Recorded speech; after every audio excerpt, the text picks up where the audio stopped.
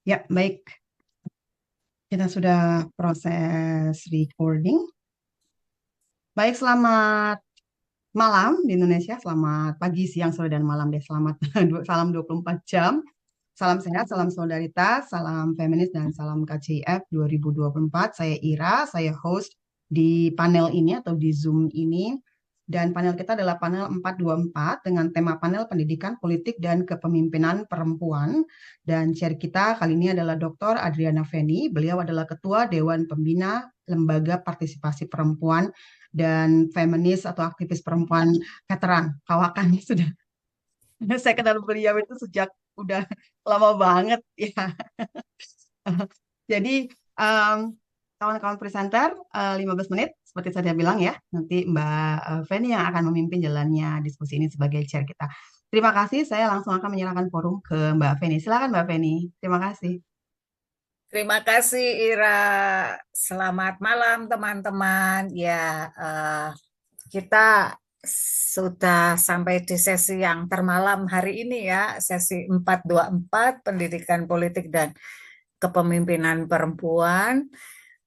Saya Feni dari Lembaga Partisipasi Perempuan. Saya ingin menyapa beberapa teman juga nih yang senior nih, yang teman seperjuangan dari zaman reformasi. Nih ada Bu Atas, ada Mbak Desti, ada siapa lagi? Luffy ya, Ira juga. Yang lainnya masih muda-muda. Ini generasi mudanya feminis Indonesia. Kita harus bangga ya. Jadi Oke, tua ya Mbak. Jadi tua ya Mbak. kita udah angkatan ini ya, eh, level yang lebih ini lagi ya. Ya begitulah generasi tua. Oke, kita kita hari ini ada 5 presenter ya. Yang pertama adalah Rani Rahmawati, yang kedua Farsaneh belum belum hadir ya. Kemudian yang ketiga Hana Nabila Putri, dan yang keempat ya Fitriyanti dan Desti Murdijana. Kita langsung aja supaya tidak semakin malam. Kita mulai dari presenter pertama yaitu Rani Rahmawanti yang akan membahas tentang keterwakilan perempuan dalam memperoleh pendidikan politik berbasis agama. Risetnya ini melibatkan beberapa perwakilan tokoh lintas agama Islam, Kristen, Katolik, Konghucu, Hindu, dan Buddha dalam menggambarkan kedudukan perempuan atau kesetaraan gender yang berkaitan dengan pemahaman beragama. Seperti itu gambarannya. Silahkan kepada Rani Rahmawati, waktunya 15 menit ya. Terima kasih. Ya, ya, baik, terima kasih atas waktunya Ibu. Saya izin untuk menampilkan share screen ya. Ya.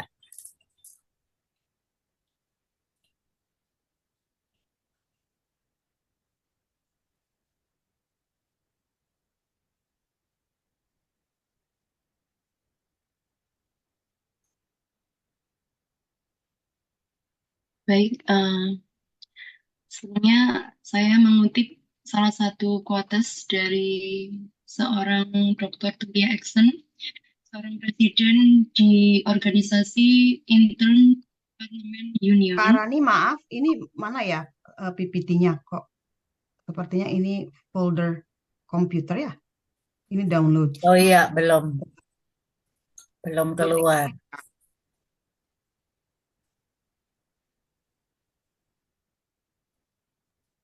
Baru foldernya yang sudah keluar.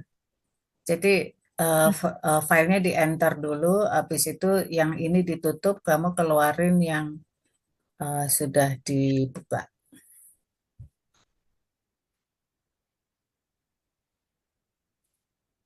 Belum, sudah. Belum, belum Kak. Belum, Kakak tutup dulu, masih stop, folder. stop dulu biar saya bantu, biar cepat Oh, ya.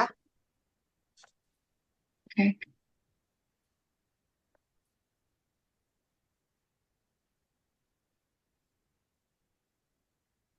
Sudah saya tutup.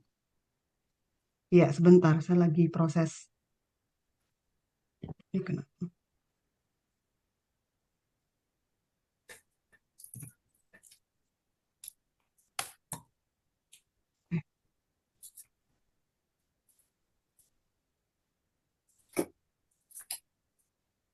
Kelihatan ya? Ya, Ya, sudah. sudah. Oke, nanti Kak Rani bilang, tolong bilang next gitu ya, biar saya bantu. Ya, Oke, silakan. ya. Sebelumnya saya akan membacakan quotes dari salah satu presiden di organisasi internasional Parliament Union. More women in parliament means more inclusive and representative institution, which means stronger and healthier democracies. We need to encourage the young women and girls, although it is a tough job, they deserve to have a seat at the table, to become decision makers, and to help improve people's life through their work. Di sini latar belakang penelitian dari abstrak saya yaitu dalam rangka mencapai Sustainable Development Goals 2030, poin yang kelima adalah kesetaraan dan keadilan gender. Oleh karenanya, perlu adanya beberapa kemitraan dari perwakilan menteri yaitu Poldagri, Kampus Politik Perempuan Indonesia, PMK, dan DKP3A merancang Grand Design. Grand Design merupakan keterwakilan perempuan di ranah politik yang mencapai 30% baik di sektor daerah maupun publik. Akan tetapi, Grand Design tidak dapat terwujud ketika adanya hambatan di mana kehidupan masyarakat Indonesia adalah masyarakat yang majemuk.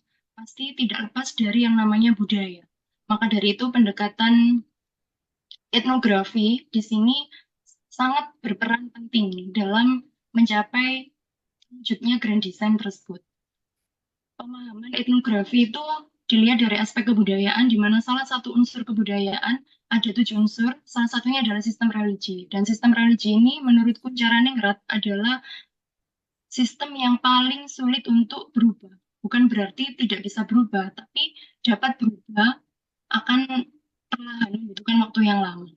Oleh sebab itu, pemahaman agama yang menjadi tokoh sentral dari masing-masing agama tersebut dapat mempolitisasi kebudayaan yang mana sedikit demi sedikit membuka budaya patriarki atau patrilineal tersebut.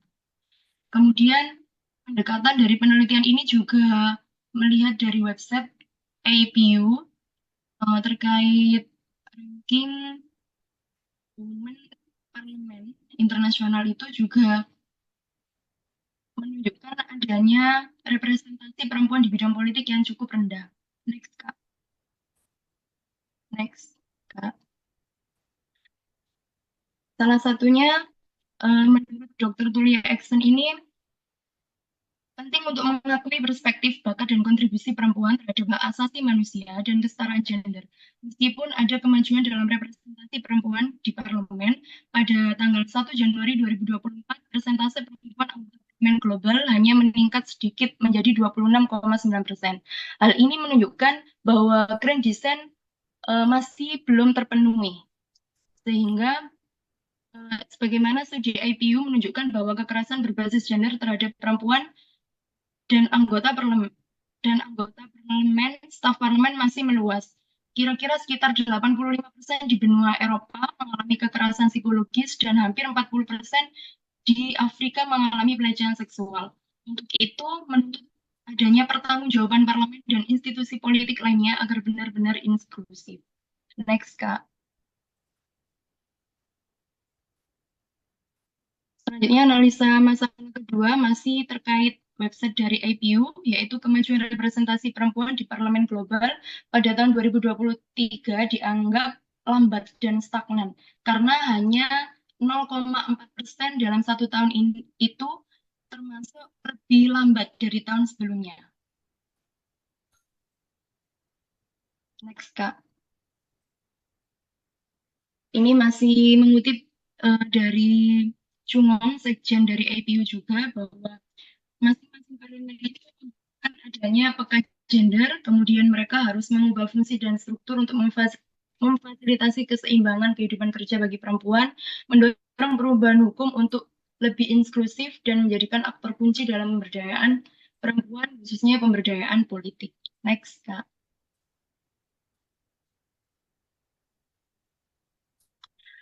Ini merupakan pemetaan dari survei data APU tadi yang membutuhkan kajian visual etnografi dimensi spiritual.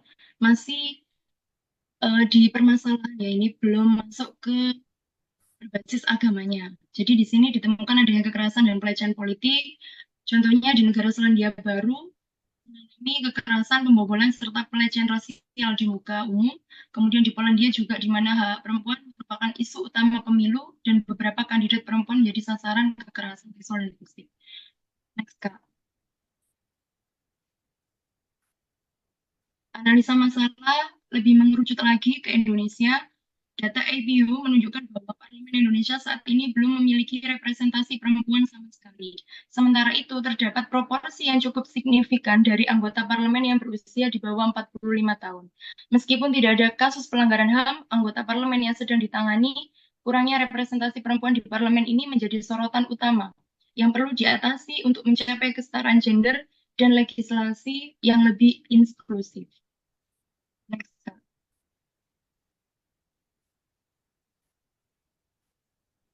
Metode penelitian yang digunakan dari abstrak ini yaitu The Representation of Authority dari Hannah Pitkin. Terdapat 3 model representasi. Yang pertama agensi, yang kedua simbol, dan yang terakhir ada subjek. Masing-masing model memiliki perbedaan. Kesimpulannya adalah model subjek atau objek merupakan hubungan agensi antara representan dengan konstituen. Kemudian yang kedua, model simbolis, makna dan interpretasi simbol-simbol politik. Yang terakhir adalah wacana pada komunikasi dan perdebatan tentang isu-isu politik. Next, Kak. Memasuki pembahasan terkait grand design pornografi, di mana grand design itu harapannya Indonesia dapat mencetak tokoh-tokoh generasi baru, generasi emas khususnya, di masing-masing agama mereka. Contohnya ini ada di agama Islam, representasi agensi Fatima Mernisi, seorang pejuang kesetaraan gender dalam masyarakat Islam, Benazir Bhutto dari Pakistan, Perdana Menteri pertama dari negara Islam yang mendambakan kesetaraan gender. Kemudian representasi simbol Rubi'ah Al-Adawiyah, seorang sufi mistikus dan penyair yang dihormati, memiliki simbol kekuatan. Kemudian Khadijah binti Khuwailid menjadi simbol kewirausahaan perempuan dan perannya dalam dakwah Nabi Muhammad. Dan terakhir, representasi sebagai subjek Aminah Wadud, profesor studi Islam dan aktivis feminis yang terkenal. Dan terakhir ada Asma Jahangir, seorang pengacara hak asasi manusia dan aktivis yang terkenal. Selanjutnya, Kak. Visual etnografi dalam dimensi spiritual berdasarkan dalil asli, ternyata kedudukan perempuan di dalam kajian Al-Quran juga sudah tertuliskan dalam surat An-Nisa ayat 1 bahwa laki-laki dan perempuan sama dalam pandangan Tuhan. Kemudian dari hadis Sahih Bukhari Muslim bahwa seorang wanita bisa menjadi qiyadah atau pemimpin atas sekelompok orang lainnya. Next, Kak. Memasuki agama Konghucu, di mana visual etnografi dalam dimensi spiritual ini terdapat 3 prinsip. Yang terkenal biasanya tokoh agama Konghucu ini membahasnya dari teori ini keseimbangan yin dan yang, di mana pentingnya mempertimbangkan perspektif dan kontribusi baik laki-laki maupun perempuan dalam pembuatan keputusan politik. Next, Kak. Grand design pornografi di agama Konghucu ada 4 orang dan yang menjadi model di tahun 2020 adalah Crespo, yaitu senator perempuan di bidang politik ini, di mana Crespo tidak meninggalkan dimensi spiritualnya saat berperan di parlemen. Selain Crespo ada juga Tsai Ing-wen. Ini juga memegang peran penting perempuan dalam politik internasional berbasis budaya Konfusianisme. Selanjutnya, Kak. Maaf, waktunya tinggal 3 menit ya, Rani. Ya. Jadi, next, Kak. Next. Pornografi ditekankan adanya Aung San Suu Kyi ini juga yang saya ambil sebagai model untuk wanagrafi karena beliau itu menunjukkan adanya representasi dimensi spiritual di negaranya waktu itu. Next, Kak. Ini dalam agama Hindu juga terdapat Vigraf, dimensi spiritual yang mengajarkan kesetaraan dharma, kemudian kisah teladan, harapannya adanya generasi baru, generasi muda yang dalam agama Hindu itu mampu berperan seperti sosok Dewi Sinta di perjuangan Rama dan Drupadi di kisah Mahabharata. Next, Kak.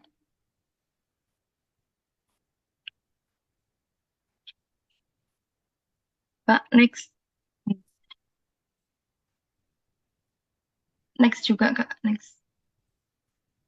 Ini di agama Katolik, Angela Merkel, politisi internasional dan kanselir Jerman, di dalam sejarahnya perempuan juga sangat berperan dalam gereja. Artinya perempuan juga memiliki tempat untuk dapat melayani para jemaah di gereja itu. Selanjutnya, next, Kak.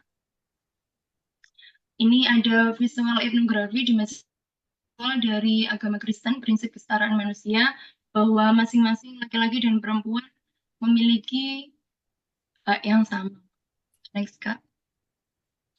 Margaret Thatcher, ini Perdana Menteri perempuan Inggris, di mana sempat difilmkan juga sebagai Iron Woman.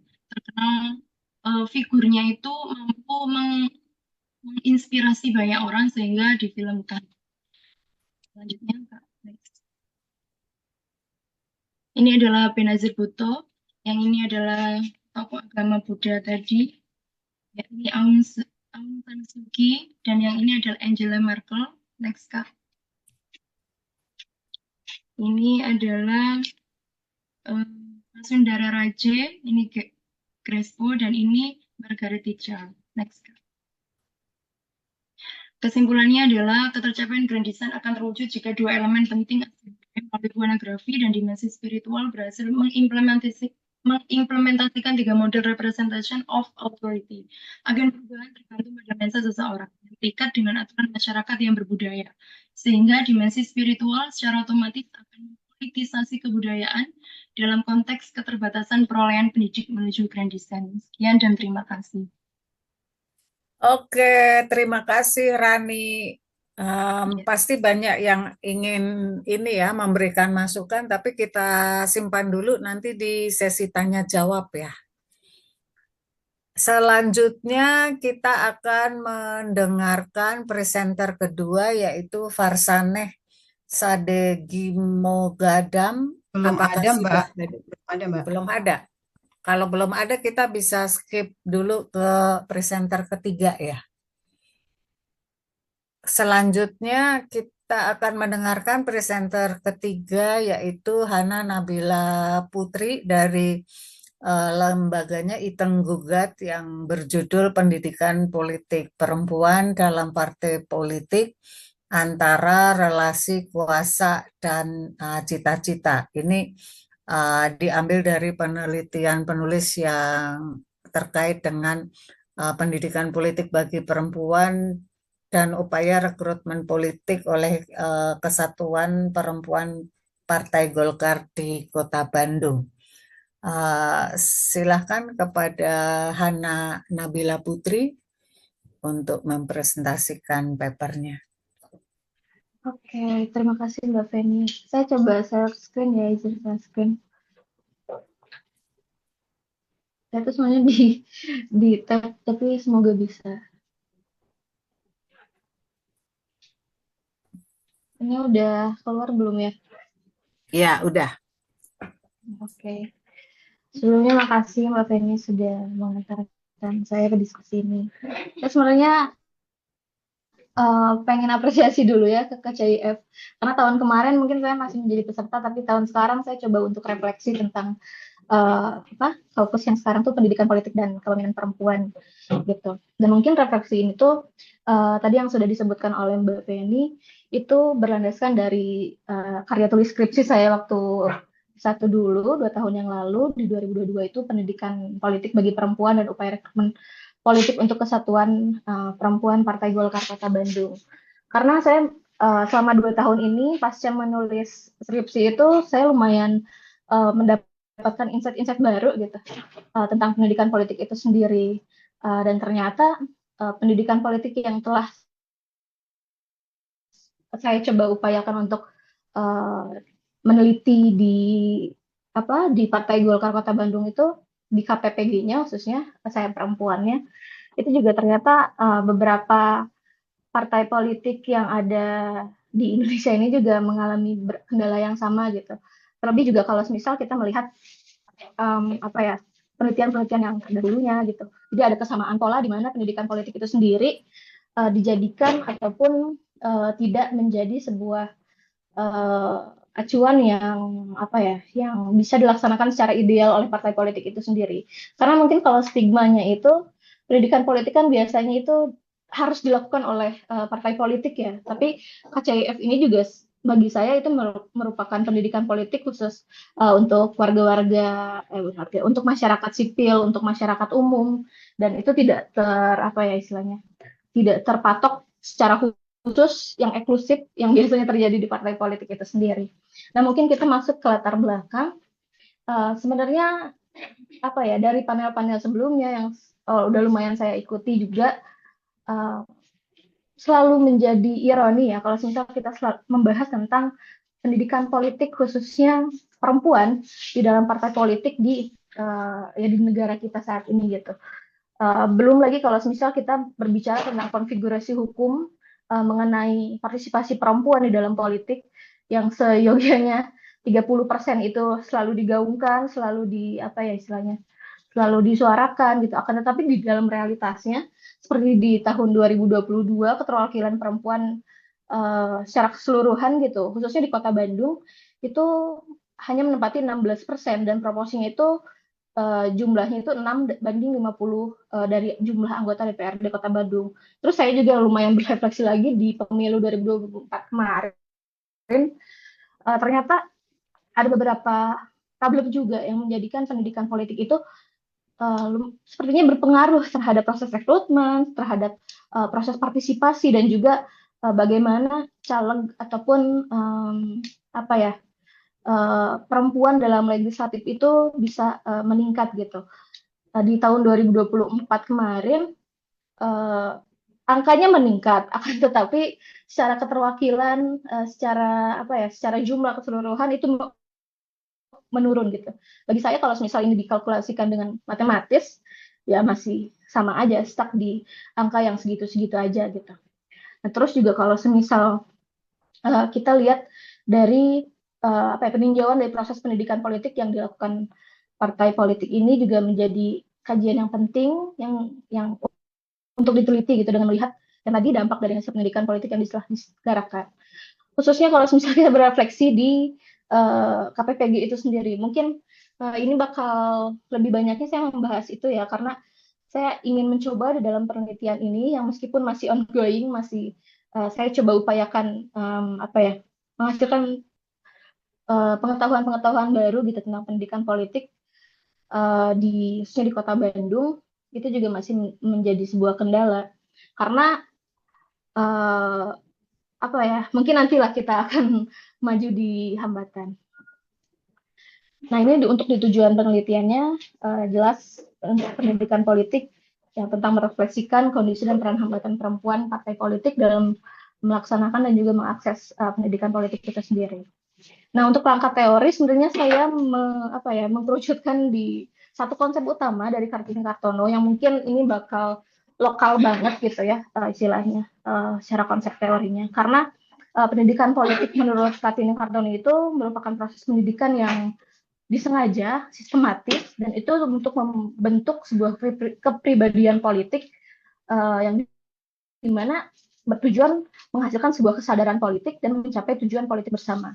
Nah, pola pendidikan yang ditawarkan oleh Kartini Kartono pun lebih apa ya, uh, menyentil bahwa pola pendidikan politik pola pendidikan politik sorry pola pendidikan politiknya itu adalah base-nya adalah pendidikan orang dewasa gitu, sebagaimana mungkin teman-teman di LSM, di komunitas, itu juga kan sudah menjadikan pola pendidikan orang dewasa itu menjadi forum sehari-hari gitu. Tapi kan kalau semisal kita berbicara tentang konteks dari partai politik, jarang ada yang apa ya istilahnya memiliki konsep seperti itu. Karena biasanya kan konsepnya itu indoktrinatif ya, yang terlalu apa ya, doktrinasi yang tentang kepartaiannya itu sendiri itu terlalu kuat gitu dibandingkan ketika kita melihat konsep dari humanisasi yang ada di masyarakat itu sendiri. Dan juga sebenarnya banyak banget aspek yang ditawarkan sama Kartini Kartono, seperti adanya jadi setiap insan politik yang ada di partai politik itu harus memiliki informasi yang lengkap, keterampilan politik ataupun kesadaran politik yang komprehensif secara apa ya, kemampuan secara pengetahuan politiknya gitu. Terus juga ada kesadaran bernegara, karena dari apa ya, dari proses-proses tersebut itu juga bisa menghasilkan sebuah pembaharuan. Kalau misal konsepnya itu tidak apa ya, tidak terlalu doktrinatif, karena kan itu bisa menjadi sebuah konsep yang terus-menerus sesuai dengan zamannya, tidak menempatkan bahwa si pendidikan politik tersebut itu apa ya, istilahnya kalau bahasa sekarang menjadi pendidikan politik yang kuno gitu.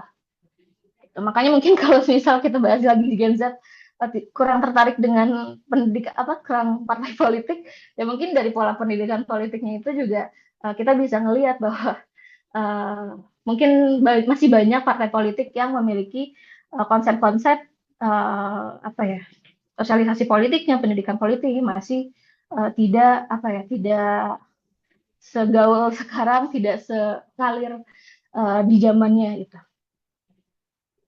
Oh iya, terus dari tujuan itu di pendidikan politik itu ada 3 konsep utama sebenarnya untuk mengukurnya, ada di kesadaran politik, kemampuan politik, dan partisipasi politik. Kalau untuk metode penelitian mungkin saya masih nyamain sama yang skripsi saya dulu. Ini metodenya kualitatif, tentu dengan teknik pengumpulan datanya, wawancara, observasi, dokumentasi, hal yang ya yang basic gitu. Terus juga teknik analisa datanya itu deskriptif biar bisa menjabarkan.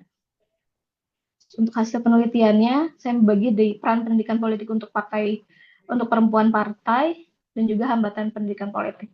Nah, mungkin ini saya di upaya pendidikan politiknya itu masih mencakup di KPPG Kota Bandung gitu ya. Karena memang ada beberapa permasalahan di KPPG Kota Bandung itu dari vakumnya kegiatan, karena waktu tahun 2022 itu kebetulan kosong banget kegiatannya di KPPG itu, dan justru baru ada pendidikan politiknya itu setelah saya lulus gitu, setelah saya sidang akhir gitu, dan itu nggak masuk ke aspek yang deskripsinya.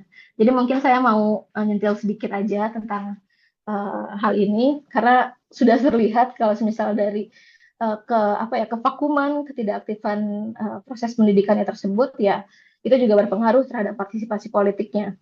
Karena juga meskipun pada saat itu tuh tidak terlalu banyak teman-teman di KPPG Kota Bandung itu yang aktif secara di legislatif ataupun eksekutif, akan tetapi lebih banyaknya di organisasi kemasyarakatan gitu.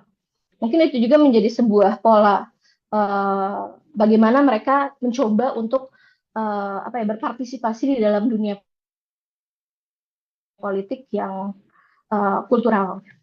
Terus juga dari kesadaran politik juga, ini juga berpengaruh juga, ada beberapa kesadarannya tuh mungkin memang terbangun kalau misal kita lihat dari bingkai mengenal hak dan melaksanakan hak kewajiban sebagai warga negaranya gitu. Akan tetapi untuk kontribusi di dalam partai itu sendiri itu masih belum terlihat lah aspek hal itu. Terus juga di kemampuan politik, sebenarnya ini juga masuk yang tadi karena mereka mendefinisikan kemampuan politiknya itu masih di dalam tataran kultural, bukan di struktural. Kayak semisal mereka bisa apa ya menarik sebuah massa gitu, memiliki strategi untuk menarik massa, dan juga kegiatan hal tersebut juga yang membentuk kemampuan politik kader-kader KPPG Kota Bandung itu dalam proses pengambilan keputusan dan juga dalam mengenal konstituennya. Dan kalau secara program itu tuh ada kayak program-program pelatihan, seminar, dan kegiatan sosial masyarakat yang untuk apa ya istilahnya lebih menitik dari sisi emosionalnya gitu kepada masyarakat itu sendiri. Nah, terus ini kita berbicara tentang hambatan pendidikan politik. Ini judul yang aku coba bawakan di sesi sekarang, itu relasi pendidikan politik antara relasi kuasa dan cita-cita. Dan ternyata memang dari hambatan pendidikan politik tersebut juga salah satunya ada aspek relasi kuasa. Gitu.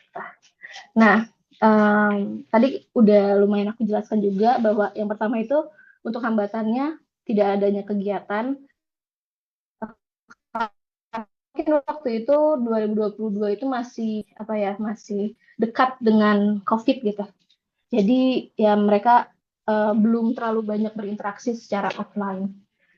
Terus juga, nah di sini ada perbedaan latar belakang yang itu dimaksudkan ke relasi kuasanya. Di sini karena kan di apa ya di partai politik itu ada berbagai usia dan kalangan usia gitu. Nah di sini juga ternyata ada sebuah gap yang dirasakan oleh kader-kader muda di dalam proses berpolitiknya gitu. Yang dimana kader-kader muda ini tuh tidak memiliki akses yang lebih untuk pengetahuan-pengetahuan politik, tidak seperti senior-senior mereka gitu istilahnya. Nah, ini pun berdampak kepada bagaimana kurangnya kesadaran politik mereka secara utuh, secara apa ya menyeluruh di seluruh kader perempuannya, dan hambatan tersebut juga kurang menciptakan sistem pendukung bagi sesama perempuan di dalam dunia politik itu sendiri, khususnya di Partai Politik Golkar Kota Bandung. Dan saya rasa juga apa ya istilahnya gap antar generasi ini juga sebenarnya selalu ada ya di dalam dimanapun itu gitu. Meskipun juga kayak misal di KCIF ini kan saya misal generasi muda tapi ada yang lebih senior apa ya mendampingi teman-teman muda yang lainnya mungkin di panel-panel lain, tapi kan gap tersebut juga kita hilangkan kalau di sini dan kita bisa berkolaborasi sama-sama gitu. Tapi tidak ternyata di partai politik. Kalau di partai politik itu selain dari gap usia juga ada dari gap-gap yang berkaitan dengan relasi kuasa yang menyangkut dengan apa ya istilahnya tuh kayak lebih senior yang lebih kemampuan politiknya tuh udah di mana-mana gitu. Dia udah jadi legislatif, udah jadi udah berkiprah politiknya tuh sudah luas lah istilahnya. Nah, dari hambatan ini itu sendiri, saya justru di tahun politik 2024 ini berefleksi kalau semisal apa ya kemarin pada sebelum proses pemilihan itu pendidikan adanya kekosongan di dalam pendidikan politik yang diselenggarakan oleh teman-teman KPPG, apakah itu juga berpengaruh terhadap posisi Golkar pada saat ini di DPRD Kota Bandung yang sama sekali tidak ada kader perempuan di dalamnya gitu. Dan mungkin juga ini menjadi kajian yang menarik juga buat saya sendiri untuk melanjutkan riset tersebut karena memang harus diteliti lebih dalam dan istilahnya apa ya hal tersebut juga memacu bagaimana pentingnya pendidikan politik itu bukan hanya melihat kemampuan apa ya kader perempuan itu bisa berpolitik itu, akan tetapi juga di dalam ranah-ranah grassroots, di dalam ranah-ranah yang lebih akar rumput, itu juga bisa berpengaruh ke situ. Mungkin untuk kesimpulannya, ini pendidikan politik dari KPPG itu belum apa ya, telah memiliki sasaran kepada internal kader dan juga masyarakat yang tadi dari proses diskusi-diskusi, terus ada lomba-lomba kayak gitu. Tapi meskipun di dalam periode 2020-2025 itu belum memiliki sebuah kegiatan, hal tersebut juga berpengaruh terhadap bagaimana proses politik di dalam saya partai terkena dampaknya. Salah satunya adalah yang tadi mungkin proses rekrutmen politik perempuan yang terjadi pada tahun 2020, tahun pemilu 2024 itu memiliki kekosongan kepemimpinan perempuan dari Partai Golkar dalam konstelasi legislatif di tataran Kota Bandung. Dan bagi saya itu juga merupakan sebuah kemunduran karena sama sekali tidak adanya keterwakilan perempuan dari Partai Golkar untuk bangku legislatif di DPRD Kota Bandung, karena di tahun kemarin itu ada, ya meskipun sedikit, ada satu orang yang menjadi caleg di DPRD Kota Bandung. Ini untuk coba untuk membuat saran. Karena kan tadi gapnya itu ada di relasi kuasa, jadi saya coba untuk menyarankan, saya udah coba untuk memberitahu, berdiskusi dengan teman-teman KPPG untuk mengadakan forum antar generasi yang secara rutin sebagai bentuk internalisasi nilai-nilai politik perempuan yang dianggap tidak merata karena adanya perbedaan dalam usia dan juga pemahaman politik.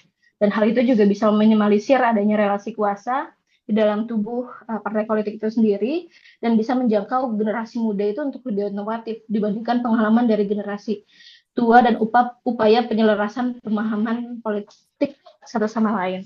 Terus juga karena sekarang mungkin zamannya adalah sosial media, saya juga menyarankan untuk mengaktifkan sosial media untuk proses pendidikan politik secara digital, karena juga di dalam dunia digital itu kita bisa lebih aktif menyuarakan apa ya, nilai-nilai partai gitu, bukan kita, maksudnya partai politik gitu bisa lebih aktif menyuarakan nilai-nilainya, dan juga tujuan-tujuan yang biasa, yang apa ya, yang diselaraskan dengan partai tersebut juga gitu.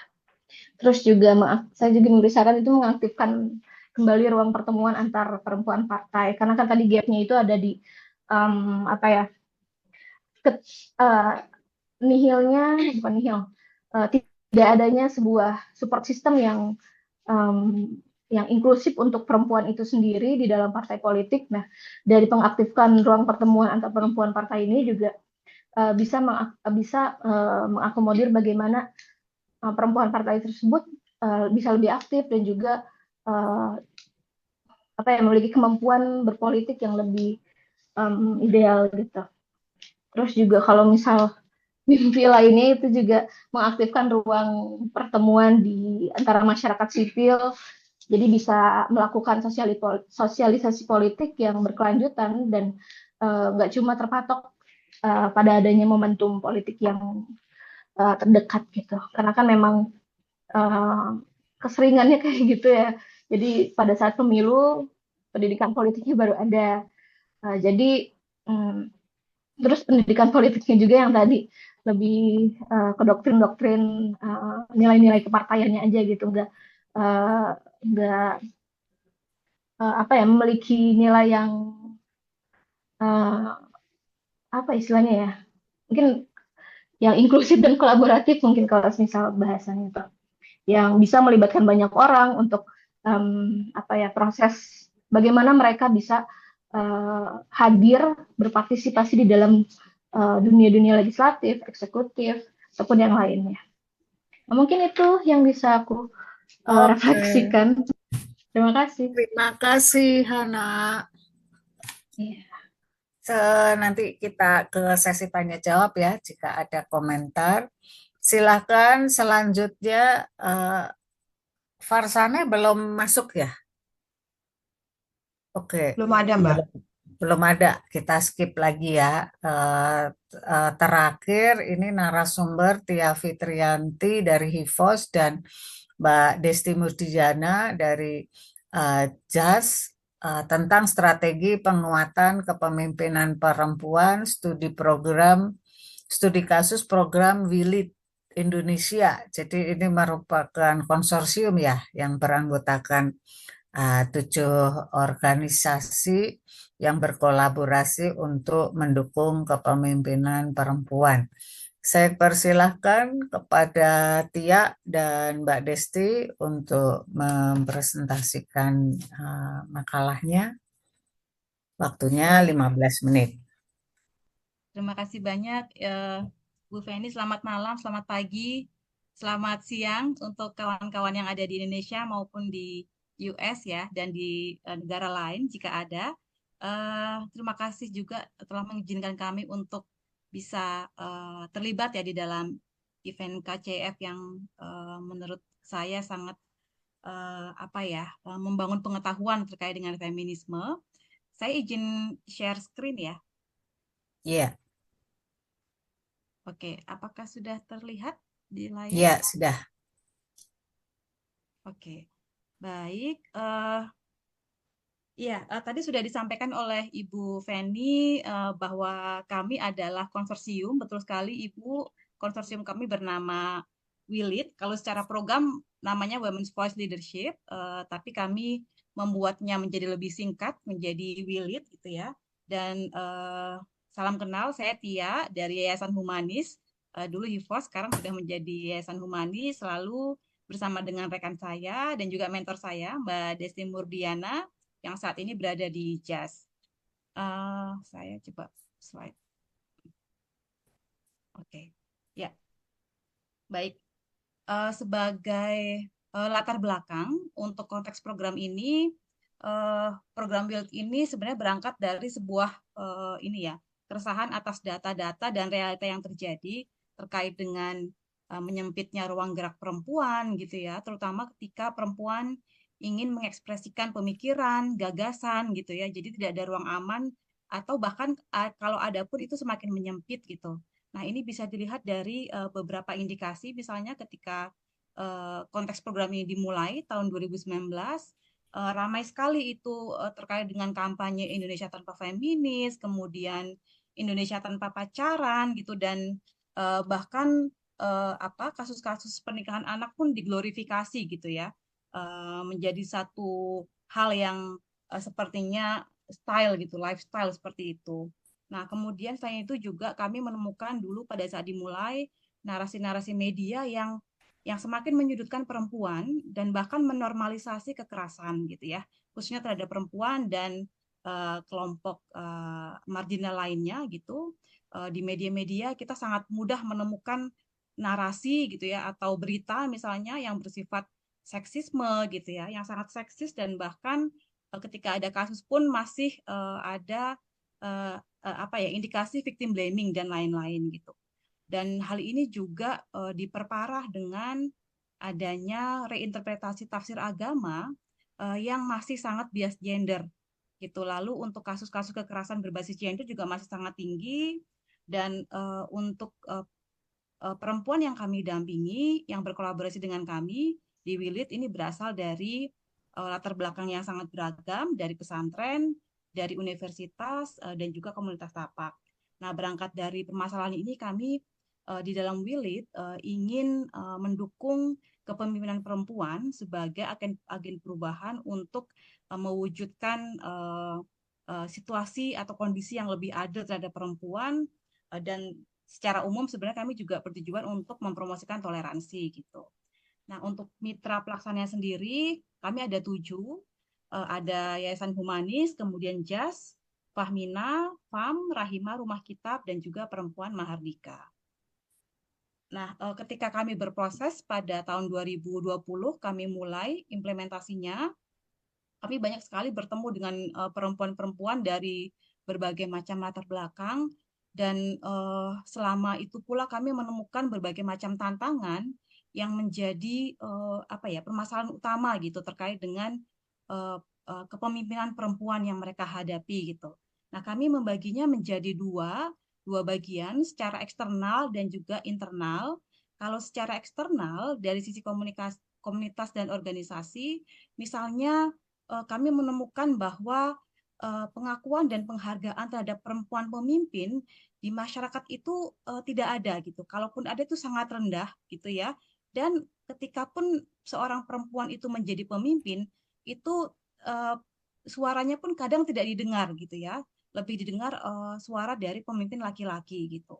Kemudian secara proporsi dan pembagian peran perempuan gitu, meskipun dia sebagai pemimpin, dia lebih ditempatkan di belakang layar gitu. Jadi dia hanya semacam apa ya, bayangan gitu ya, pemimpin bayangan sebenarnya. Ataupun kalau dia tampil di depan, itu dia apa disetir gitu, seperti eh, ada yang menyetir gitu ya, ada yang mengontrol gitu. Dan mayoritas juga bukan sebagai pengambil keputusan utama.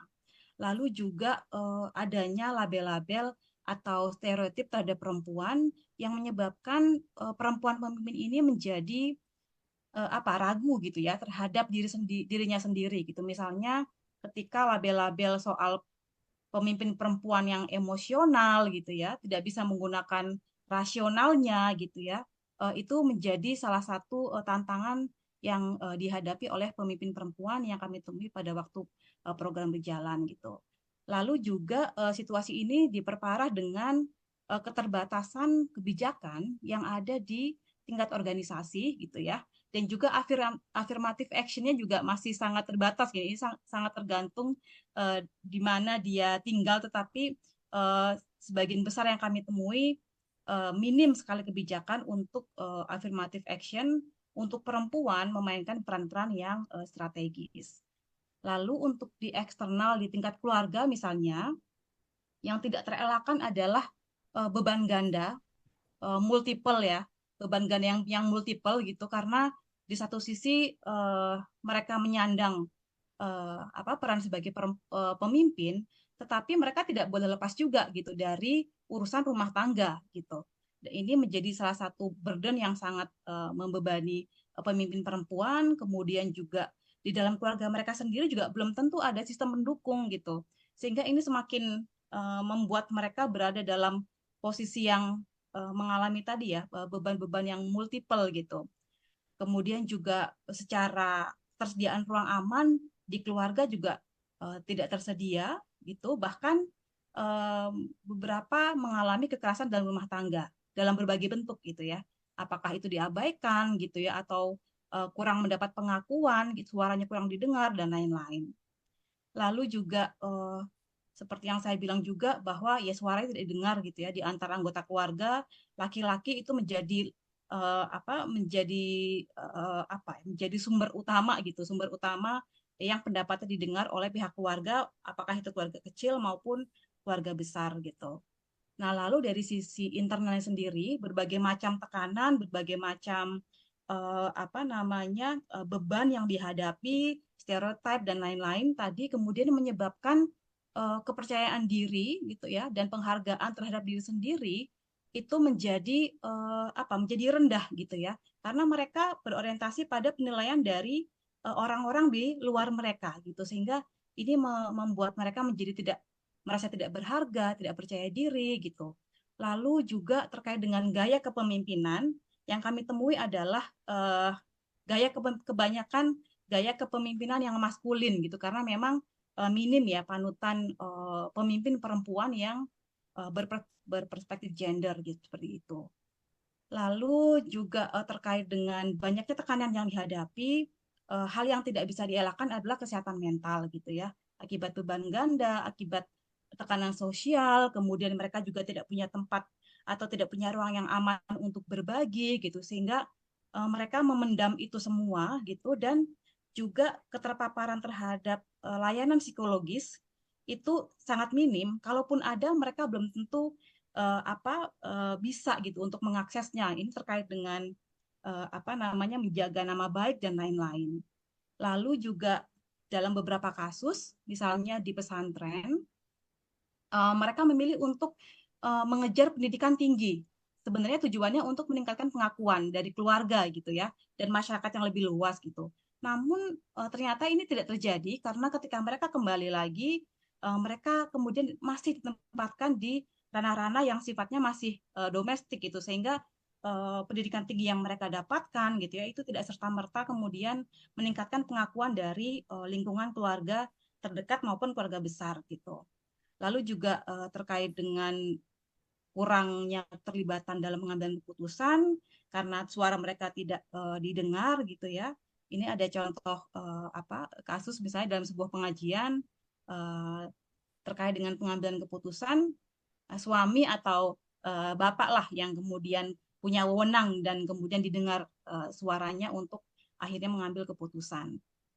Nah, lalu bagaimana kami membangun kekuatan gitu ya dari perempuan-perempuan tersebut, ini akan dijelaskan oleh Mbak Desti. Silahkan Mbak Desti. Baik, terima kasih Tia yang sudah mengawali paparan tentang bagaimana kita bekerja dengan perempuan pemimpin. Yang pasti memang sebetulnya kami lupa ya mencantumkan di sini. Salah satu metode utama yang digunakan dalam mendampingi atau bersama dengan teman-teman ini untuk membangun kekuatan adalah dengan feminist popular education. Jadi kita mungkin pernah dengar popular education yang dikembangkan atau dibesarkan oleh Paulo Freire, dan ini adalah feminist popular education di mana feminist popular education ini menambahkan prinsip-prinsip dan nilai-nilai feminis di dalam menggunakan metode itu, pendekatan itu untuk membangun kekuatan gitu. Dan di sini ada 5 isu utama atau 5 kegiatan utama yang kami lakukan, tapi semuanya menggunakan metode feminist popular education. Slide yang berikutnya, Tia.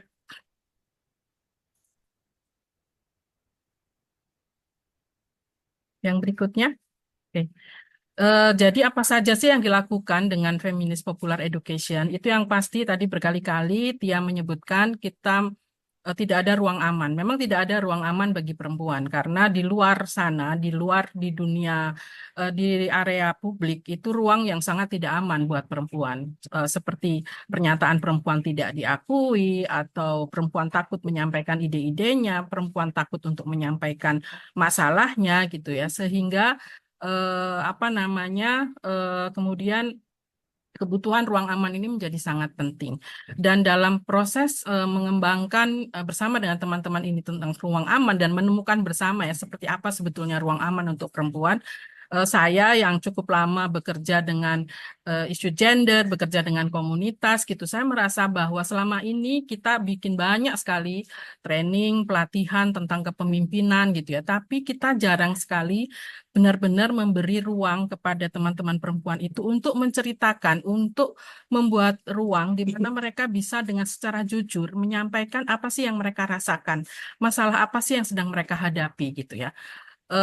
Ini membangun ruang aman ini juga bukan tidak mudah, tetapi kita kemudian menjadi mendiskusikan hal-hal yang agak menarik, misalnya kenapa perempuan susah-susah membangun ruang aman karena kebiasaan gibah misalnya kayak gitu ya.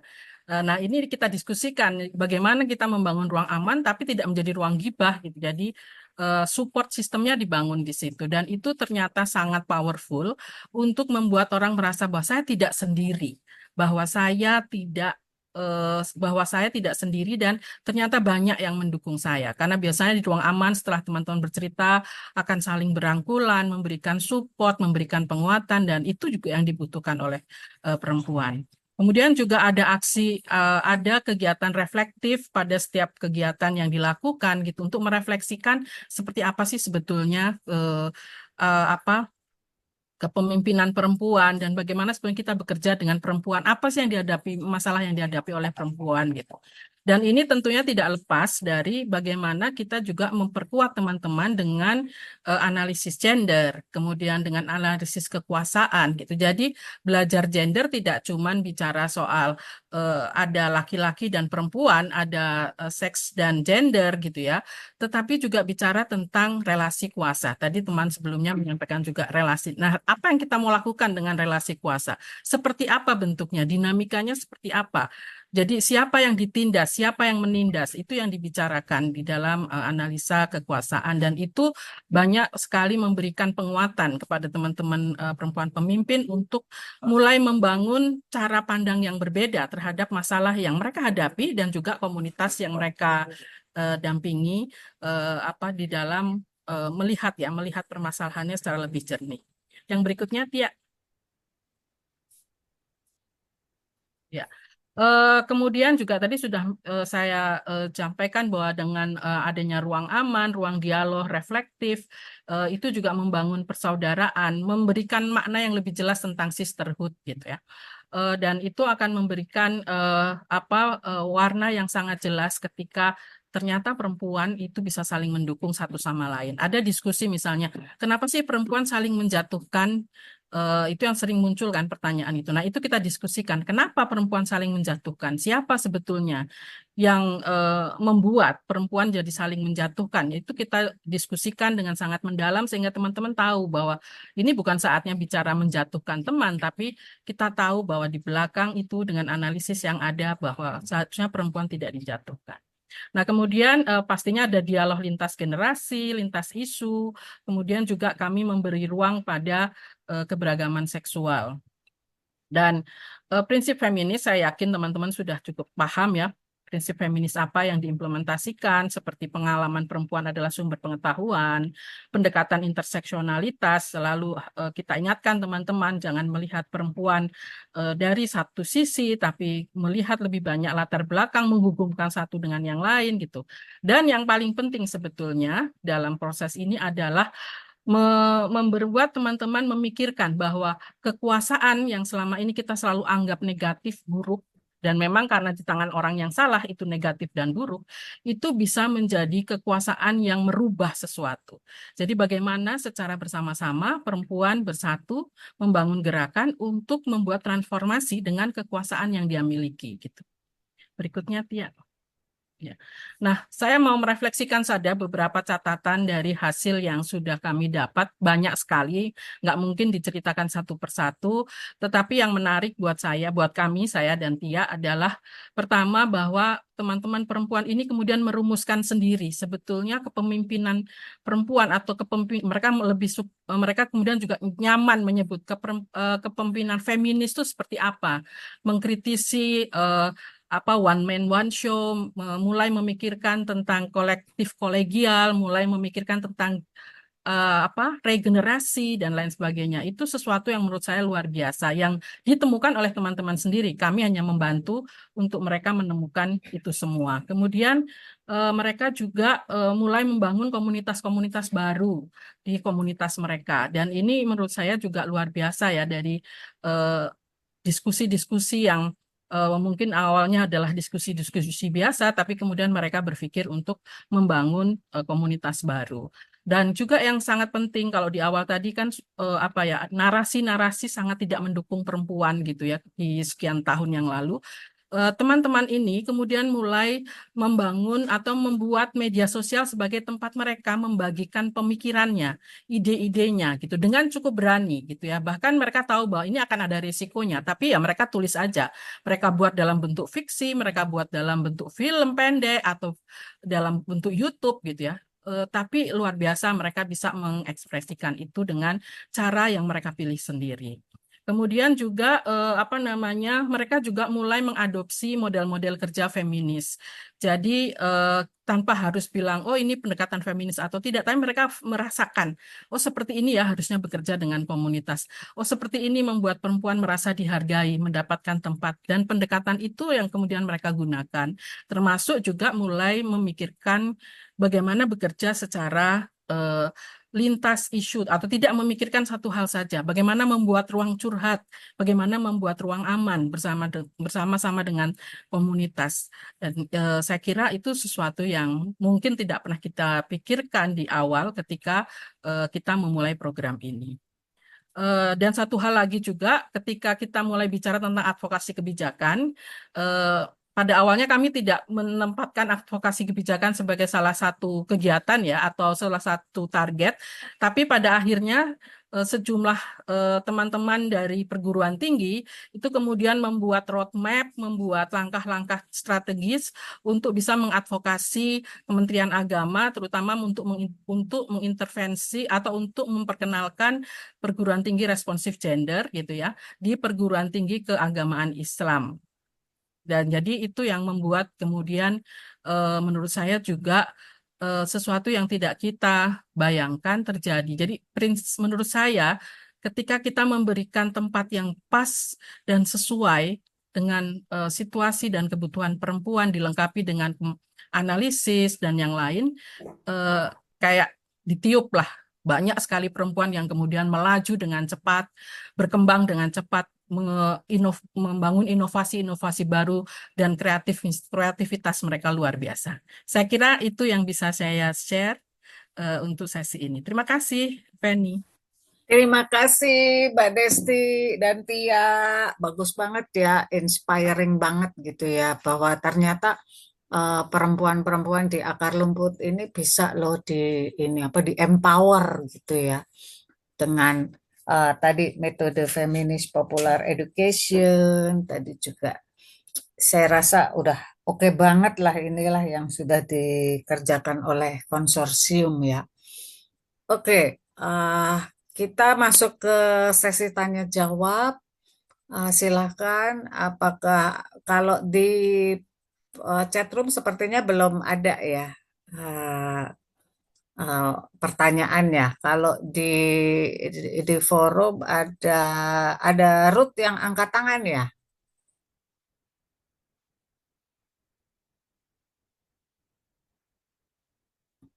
Oke, Nggak ada belum. kayaknya Mbak yang angkat tangan. Oke, belum. Kalau belum ada yang angkat tangan, tadi Farsaneh juga belum masuk ya. Belum Mbak, kayaknya nggak datang Oke. kali ya. Kalau boleh aku dulu ya. Iya Nanti silakan, yang lain chairnya boleh nanti. nanya. Iya. Aku ingin memberikan masukan aja kepada Rani dan Hana ya. Jadi kalau tadi kalau Rani kan memang teorinya lebih pada ke ini ya, Hannah Pitskins ya. Jadi mungkin perlu dieksplor juga untuk ini teori yang lain, dan kemudian mungkin isunya juga lebih pada ke mungkin bisa ke politik identitas perempuan. Jadi perempuan ini memang identitas dirinya itu seperti apa gitu ya. Kalau tadi banyak persoalan di agama juga, kepemimpinan ini hampir mirip sebenarnya temanya dengan Hana, banyak barriernya gitu ya. Kalau jadi tiga presenter ini memang menggambarkan bagaimana perempuan ini banyak banget barriernya di ranah publik gitu ya, nggak dianggap, kemudian nggak dia mengalami double burden gitu. Kalau di dalam feminis politik identitas itu Anurada Shinoy misalnya itu juga menyebutkan bahwa dirinya sendiri, identitasnya perempuan itu sebagai apa gitu. Dia sebagai yang mengalami double burden, tadi banyak banget ya, semua dibebankan ke dia, tapi juga di sisi lain sex oppression gitu, kemudian stigma, stereotip. Nah, itulah identitas perempuan yang kita nanti akan coba untuk bagaimana sih sebenarnya mengatasi barrier-barrier itu. Kalau di instrumen HAM perempuan kita kan punya sebenarnya banyak ya, SIDAW ada, General Recommendation SIDAW nomor 23 juga ada gitu kan, untuk mengatur regulasi itu memang penting gitu. Kalau di dalam teori feminis jurisprudensi memang kita bicara soal regulasi gitu, karena kalau enggak barriernya ya akan tetap ada. Regulasi itu misalnya politik affirmative action gitu ya, kuota seperti itu. Kalau tadi di Golkar itu hanya dua kosong gitu misalnya. Nah, kalau regulasi itu benar-benar dilakukan, memang bisa mencapai 30%. Tapi kalau nggak dilakukan, seluruh dunia itu sudah dilakukan penelitian oleh UN Women, itu memang hanya bisa mencapai 21%. Artinya adalah regulasi itu memang penting. Kalau enggak, nasibnya perempuan ya memang hanya di situ-situ aja. Jadi aku menyarankan Rani dan Hana memang membuka dokumen CIDAW, Instrumen HAM Perempuan, mulai dari General Recommendation sampai Beijing Platform for Action, sampai SDGs, supaya itu juga menjadi landasan dari kita ini mau kemana gitu loh, rekomendasinya terus apa gitu.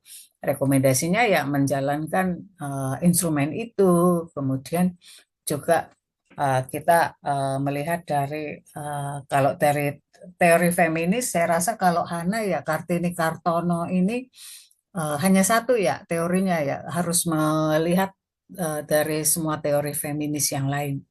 Bacaannya itu harus lebih ke feminis ya. Kalau Kartini Kartono ini kan lebih ke sosiolog seperti itu. Itu saranku aja sih.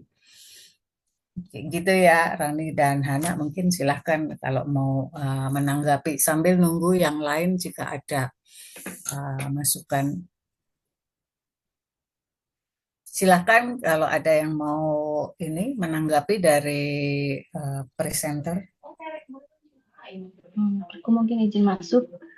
Sebelumnya makasih Mbak untuk masukan-masukannya. Memang aku di landasan penelitiannya emang belum masuk ke perspektif yang feminis gitu. Karena memang belum diulik lagi. Waktu dulu saya sempat masukin aspek Elizabeth Fraser di di skripsi itu. Cuman kalau untuk yang ini memang aku belum masukin gitu. Makasih untuk sarannya, nanti aku coba ulik-ulik lagi tentang itu. Iya. Rani mungkin ingin menanggapi.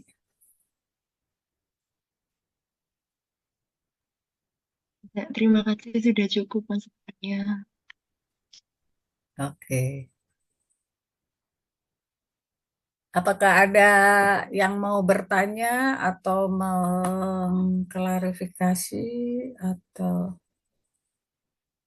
tadi ini ya masukan dari Ira juga ya untuk Rani ya untuk tentang penulisan Aminah Wadud ya. Oke.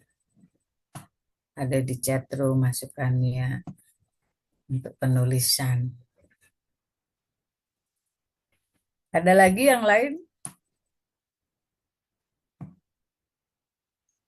Kalau belum ada, aku mau promosi buku.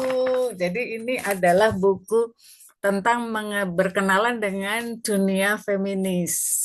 Ini aku tulis untuk Lembaga Partisipasi Perempuan. Nah, ini Lembaga Partisipasi Perempuan kan setiap tahun bikin kelas feminis tuh. Nah, ini adalah bahannya.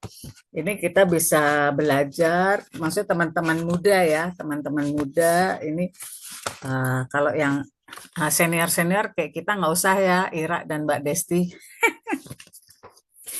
Ini kita bisa belajar selain 8 aliran feminis, liberal, eksistensialis, radikal, psikoanalisa, sosialis marxis, ekofeminisme, postmodernis, multikultural global. Nah, kita juga belajar teori feminis yang lain seperti jurisprudensi, politik afirmasi, feminis metafisik, postfeminism, feminisme standpoint, dan feminisme Indonesia. Jadi ini bukunya tipis aja, tapi ini buat anak-anak muda kita berkenalan gitu dengan dunia feminisme. Tapi kalau untuk penelitian sebaiknya sih memang menggunakan teori-teori feminis yang ada dan juga metodologi penelitian feminis.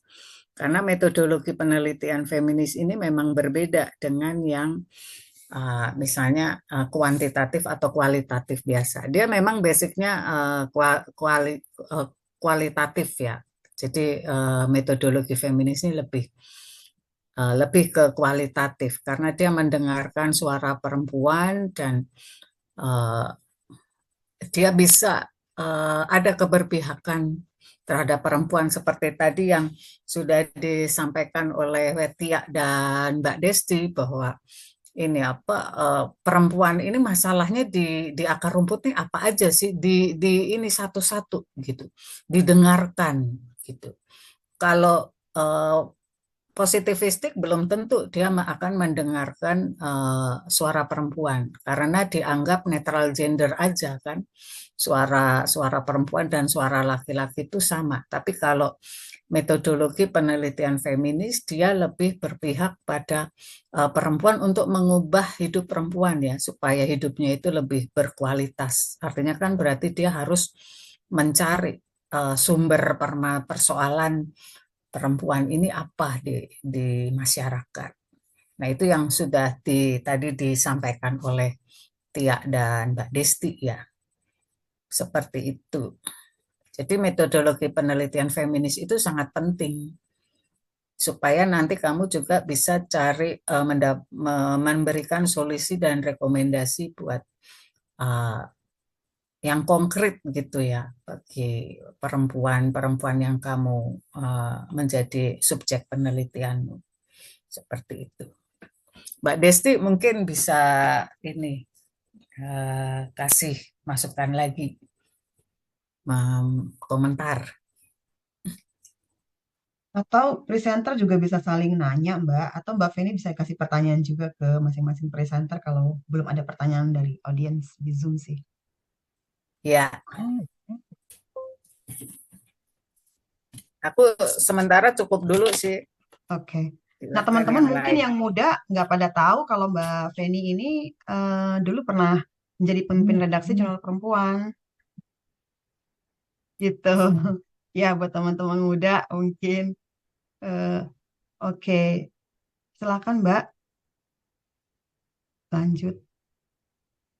Iya, ya aku pernah jadi pemimpin redaksi Jurnal Perempuan, terus sekarang juga ngajar filsafat pendidikan ya. Tapi di UI sendiri, di filsafat UI juga suka menguji ini apa mahasiswa filsafat S2 ya. Dan saya sih cukup senang ya karena mahasiswa sekarang itu apalagi mahasiswa filsafat seperti itu lebih ini apa mulai banyak yang ngambil tema-tema tentang feminisme dan itu sangat beragam ya. Kalau misalnya di filsafat itu ya feminis metafisik seperti itu ya, bahkan ada yang meneliti tentang feminisme dalam K-pop seperti itu ya. Jadi perlawanan yang ini apa dilakukan oleh perempuan gitu dalam ini apa menghadapi apa stereotip gender itu bisa dilakukan misalnya dalam budaya-budaya K-pop seperti itulah. Dan itu menarik ya. Saya rasa ini apa penelitiannya Hana dan Rani juga sangat menarik gitu dan itu inspirasinya banyak banget lah. Saya juga ingin memberikan apresiasi kepada Ira dan Farid ya yang sudah mengorganize event yang sangat luar biasa ini karena itu inspiringnya itu nggak hanya dari generasi muda aja tapi yang tua-tua yang udah aduh bosen banget sih nih kita ini mau ngapain lagi nih udah demo melulu dari zaman reformasi kita juga udah demo terus gitu ya. Tapi ini apa topik-topik yang ada di Kartini Conference ini sangat menarik gitu. Kita jadi wah bersemangat lagi gitu untuk menggali ini apa tema baru, teori baru ya kan. Saya rasa sangat apresiasi lah dengan penyelenggaraan Kartini Conference ini. Saya boleh nanya nggak, Feni? Iya, silahkan Mbak. Nggak, saya mau nanya ke Hana dan Rani gitu kan. Kalau di feminis itu, di pemikiran feminis itu kan, dan berkali-kali sudah mungkin disebutkan, personal is political ya. Nah, saya mau nanya, kalau Hana dan Rani, kenapa pengen membuat tulisan ini atau membuat penelitian ini gitu, yang yang yang kemudian dikembangkan menjadi yang kemudian dipresentasikan maksud saya di sini. Boleh dong cerita kenapa apa ya latar belakang yang membuat tertarik dan kemudian ingin menulis, ingin membuat kajian, sorry. Silahkan. Silakan Hana dulu apa Rani dulu? Boleh deh. Oke, Sebelumnya Hana nanti dulu. aku setelah menjawab aku juga mau bertanya kepada teman-teman YPOS gitu terkait dengan prosesnya. Kebetulan aku juga dikomunitaskan. Terus kalau untuk menjawab pertanyaan tadi, karena mungkin background aku adalah dulunya di ilmu politik, jadi ya sangat tertarik dengan kehidupan partai politik, meskipun nanti mungkin di sekolah lanjutannya bakal ngambil aspek HAM, nggak akan ke politik elektoral.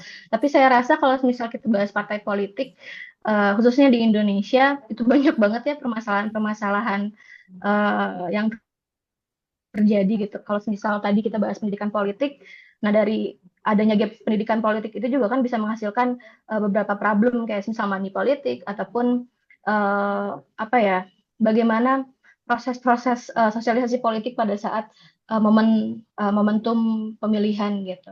Terus juga waktu dulu juga saya tuh sempat sangat terefleksikannya tuh waktu ikut sama teman-teman yayasan CAI di Bandung itu. Mereka kan jadi teman-teman CAI itu mengumpulkan beberapa partai politik untuk menyelenggarakan pendidikan politik yang inklusif untuk apa ya, pada saat momen politik di pemilu 2024. Dan di situ, wah ternyata banyak partai politik juga yang belum aware tentang isu-isu yang ada di masyarakat sipil gitu. Nah, kebetulan di yang skripsi itu juga membahas tentang pendidikan politik yang mungkin kalau sekarang aku bilangnya itu jadi sebuah apa ya,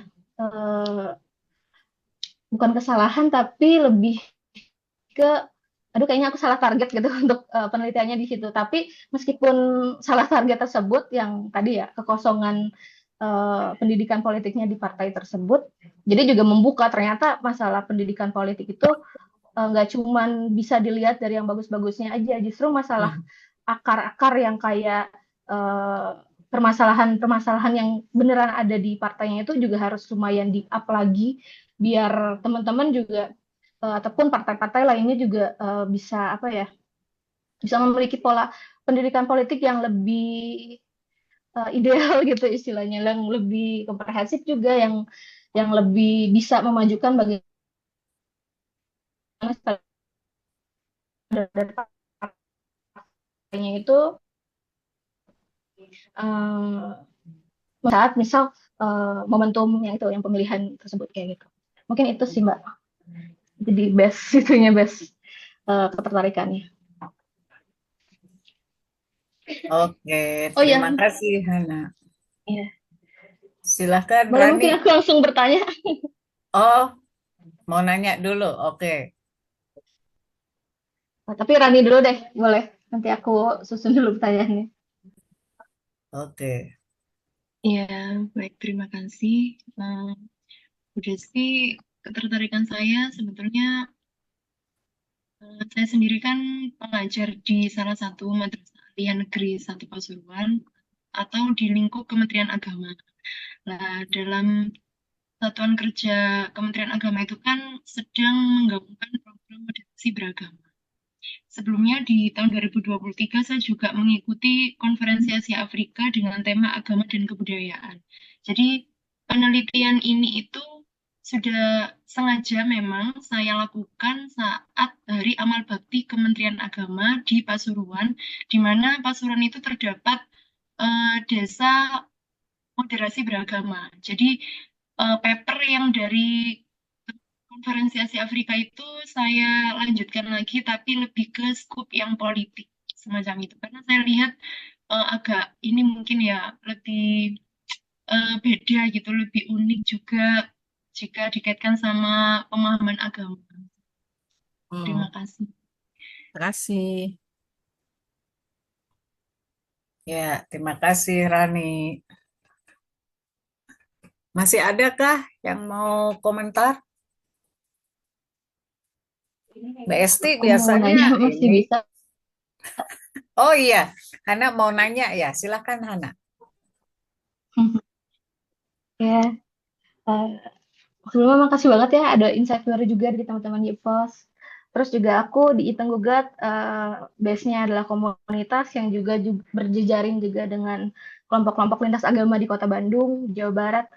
Tadi yang aku tertariknya tuh tentang kepemimpinan komunitas ya, yang kayak pembentukan komunitas perempuan baru, terus mendorong agen perubahan untuk mendorong keadilan di komunitasnya. Cuman kalau selama ini aku lihat tuh ada beberapa apa ya istilahnya gap knowledge gitu di internal komunitas itu sendiri, dan kalau misal dari perspektif program tersebut, apakah permasalahan-permasalahan itu juga terjadi di komunitas orang muda, dan biasanya teman-teman yang di sana itu mengantisipasinya kayak gimana gitu untuk gap-gap knowledge kayak gitu. Ini tuh aja sih Mbak, Oke. makasih. Ya, silahkan Mbak Tia atau Mbak Desti yang akan jawab. Tia mau jawab, Tia Masih mute. masih mute ya. Oke, Nggak, mungkin saya kayaknya dulu. tadi kayaknya chat ke saya kalau Mbak Tia lagi ke kamar mandi sebentar. Oh, Oke, Ah, ah. ya mungkin saya jawab ya. Gap pengetahuan. Jadi kita tahu bahwa di komunitas komunitas muda maupun komunitas perempuan ya, misalnya kalau di pengajian atau di tempat lain, itu selalu ada, kita akan membaca ada apa sih gapnya, ada apa aja, ada pengetahuan, senioritas, junioritas, kayak gitu ya. Eh, maka kami selalu mengedepankan kita kita selalu bilang bahwa kita minggirin dulu tuh pengetahuan-pengetahuan yang kita belajar di universitas atau di mana gitu ya. Kita parkir dulu. Mari kita mulai belajar dari dari pengalaman perempuan. Karena pengalaman perempuan adalah pengetahuan. Gitu. Jadi pengalaman perempuan. Nah, kalau udah mulai cerita dari pengalaman perempuan itu gapnya kemudian agak apa ya? eh, bisa didiskusikan kemudian gitu ya karena yang kita omongin yang kita sharing adalah pengalaman masing-masing perempuan yang ada di dalam komunitas dan itu pengalaman itu luar biasa unik ya. Kalau Bu Nunu bilang itu jujur gitu ya. Dan pengalaman itulah yang kita olah bersama-sama sebetulnya jadi eh, kita tidak lagi bicara tentang teori tentang pengetahuan dan lain sebagainya, tetapi kita belajar dari pengalaman. Karena dari pengalaman itu kita bisa menganalisis banyak hal.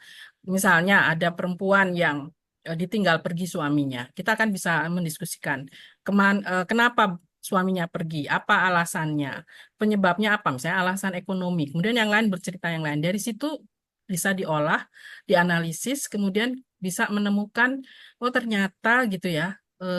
Kita sedang menghadapi masalah yang sama gitu.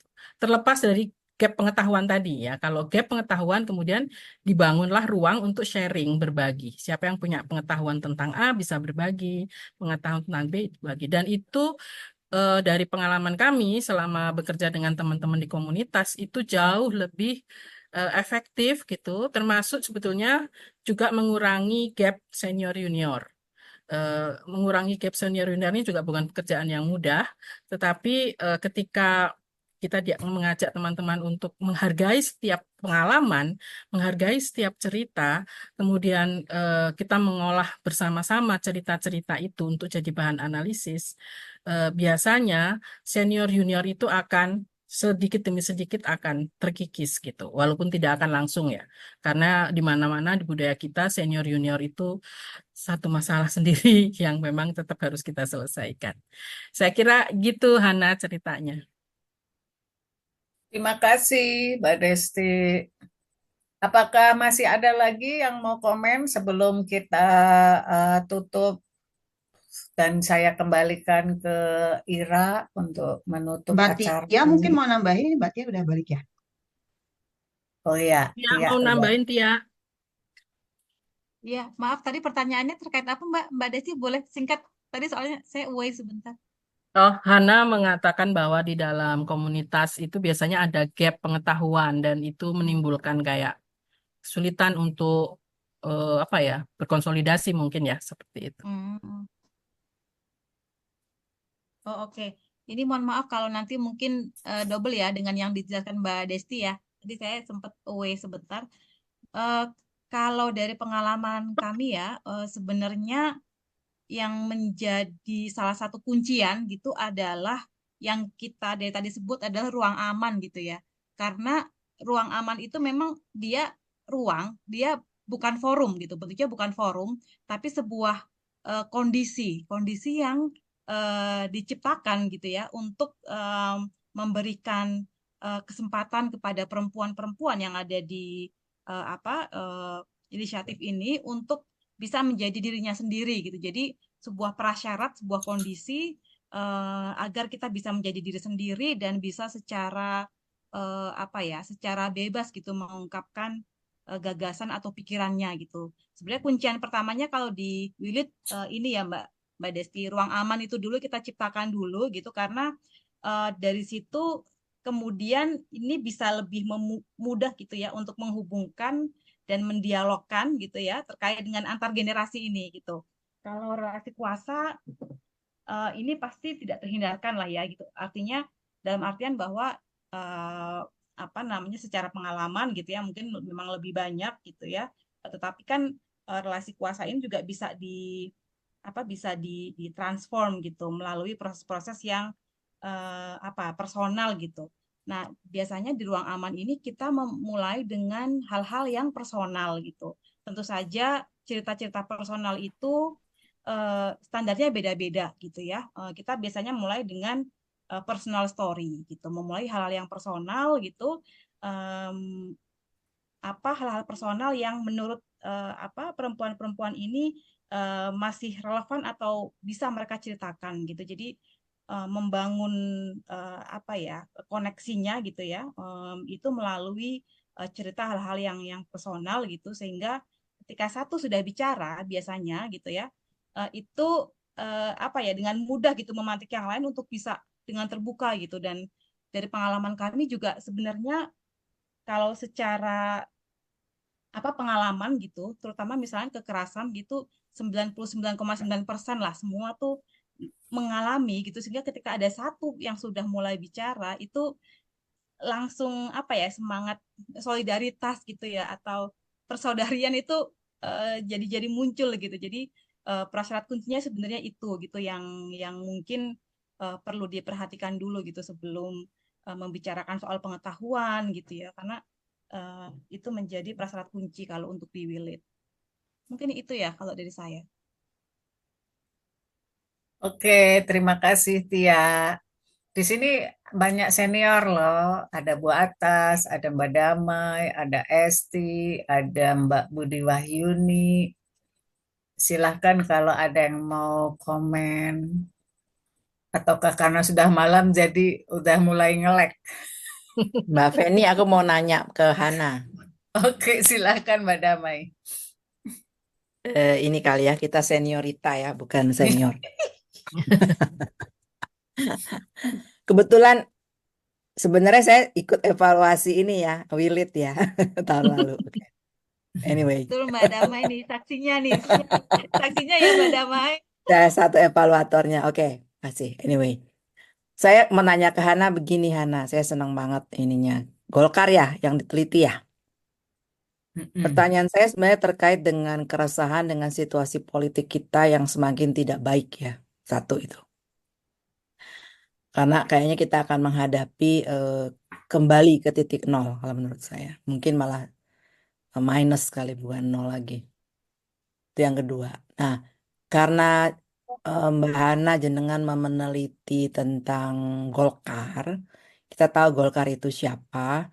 Karena kita juga pernah terjadi perdebatan yang sangat sengit tahun 98 ketika Kongres Koalisi Perempuan Indonesia yang pertama.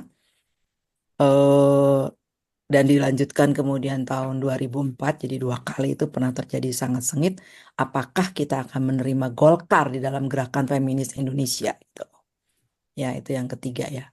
Jadi yang keempat yang terakhir dengan fenomena politik dinasti yang semakin kuat.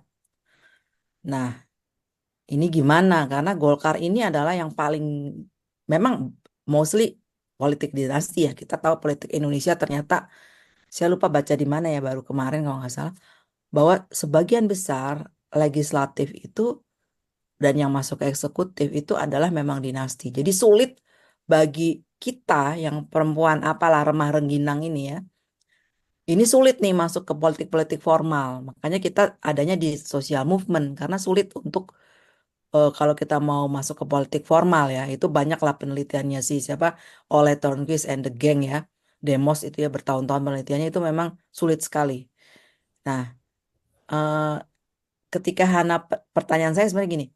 Nah, Hana ketika penelitian Golkar itu gimana Hana melihat politik dinasti ya? Karena sulit ya bagi perempuan yang biasa-biasa ini masuk ke politik formal ya di Indonesia. Karena kita tahu ya politik apa biaya politiknya udah tinggi, ditambah lagi KKN-nya ngeri gitu loh. Makasih, Mbak Feni. Makasih Hana. Ya, makasih Mbak Damai. Mbak Feni, ini sebenarnya waktu kita kan sudah habis ya. Oh, Panelnya sudah habis, tapi karena nggak ada panel lagi hari ini, saya bisa kasih perpanjangan waktu sampai jam 10 malam ya di sana ya, waktu sana ya, jam oke. 10. Nah, aku boleh nggak kalau nggak ada sekalian ya, closing statement kawan-kawan presenter? Boleh ya Mbak Feni ya? Iya, Oke. silakan teman-teman sekalian. Aku nggak tahu apakah Hana mau jawab pertanyaannya Mbak Damai, tapi silakan untuk ini apa masing-masing closing statement ya. Iya Mungkin boleh. mulai dari Menjawab pertanyaan ya, closing statementnya gitu ya Mbak Feni ya. Tadi kan Mbak ya, Damai udah nanya. Nah, aku mau nanya ke Mbak Desti ya, karena nggak ada yang nanya lagi. Jadi hostnya nanya oke. nggak apa-apa ya. Iya, boleh. Karena sepi, udah pada ngantuk. Kalah sama kita yang di Amrik sampai jam 2. Oke, untuk Mbak Desti dan Mbak Tia ya, ini menarik banget kalau kita bicara tentang perempuan akar rumput ya, gitu. Nah, ini kan tadi juga Mbak Feni sudah mengatakan tentang gimana sih bahwa pengalaman-pengalaman perempuan itu kemudian menjadi pengetahuan yang valid dan akurat yang sama sebenarnya ya, objektivitasnya gitu. Jadi subjektivitas itu ya objektivitas dan itu kemudian yang diperjuangkan oleh kawan-kawan feminis ya dan feminis termasuk feminis antropolog di mana saya belajar banyak gitu ya untuk menjadi feminis antropolog gitu atau antropolog feminis gitu bahwa etnografi, storytelling gitu itu juga menjadi bagian metode atau metodologi penting di dalam metode penelitian feminis gitu. Nah, ini menarik ketika kita berbicara tentang perempuan-perempuan di akar rumput, misalnya ibu rumah tangga atau pekerja rumah tangga gitu karena pengetahuan mereka itulah sebenarnya pengalaman mereka itulah adalah pengetahuan gitu ya, pengetahuan feminis. Nah, kalau Mbak Desi dan Mbak Tia ini melihat tadi kan ada membangun ruang aman, kemudian ada kesadaran bersolidaritas, kemudian ada kesadaran tentang relasi kuasa gitu. Nah, pertanyaan saya itu tentang relasi kuasa yang pertama. Bagaimana mereka melihat relasi kuasa antara teman-teman JAS sendiri, teman-teman yang melakukan program atau proyek ini gitu ya, kawan-kawan fasilitator, karena selalu saja ada relasi kuasa kan antara peneliti dengan yang diteliti, walaupun kita mengatakan bahwa kita berusaha untuk egaliter gitu ya, tapi hierarki itu kan tetap ada. Ketika kita ingin menjadi insider, tetap saja kita outsider. Batasnya kan sangat fine ya, sangat ada fine line gitu ya. Tetap aja kita tidak bisa masuk menjadi insider meskipun kita menggunakan emic view, menggunakan point of view-nya mereka gitu. Kita berusaha untuk oke, ada cultural relativism gitu. Tapi tetap ada relasi kuasa. Bagaimana Mbak Desi melihat relasi kuasa itu ya? Yang pertama itu, lalu membangun awareness dengan agar perempuan-perempuan di akar rumput itu juga punya kemampuan untuk berpikir kritis tentang relasi kuasa dengan pasangan misalnya.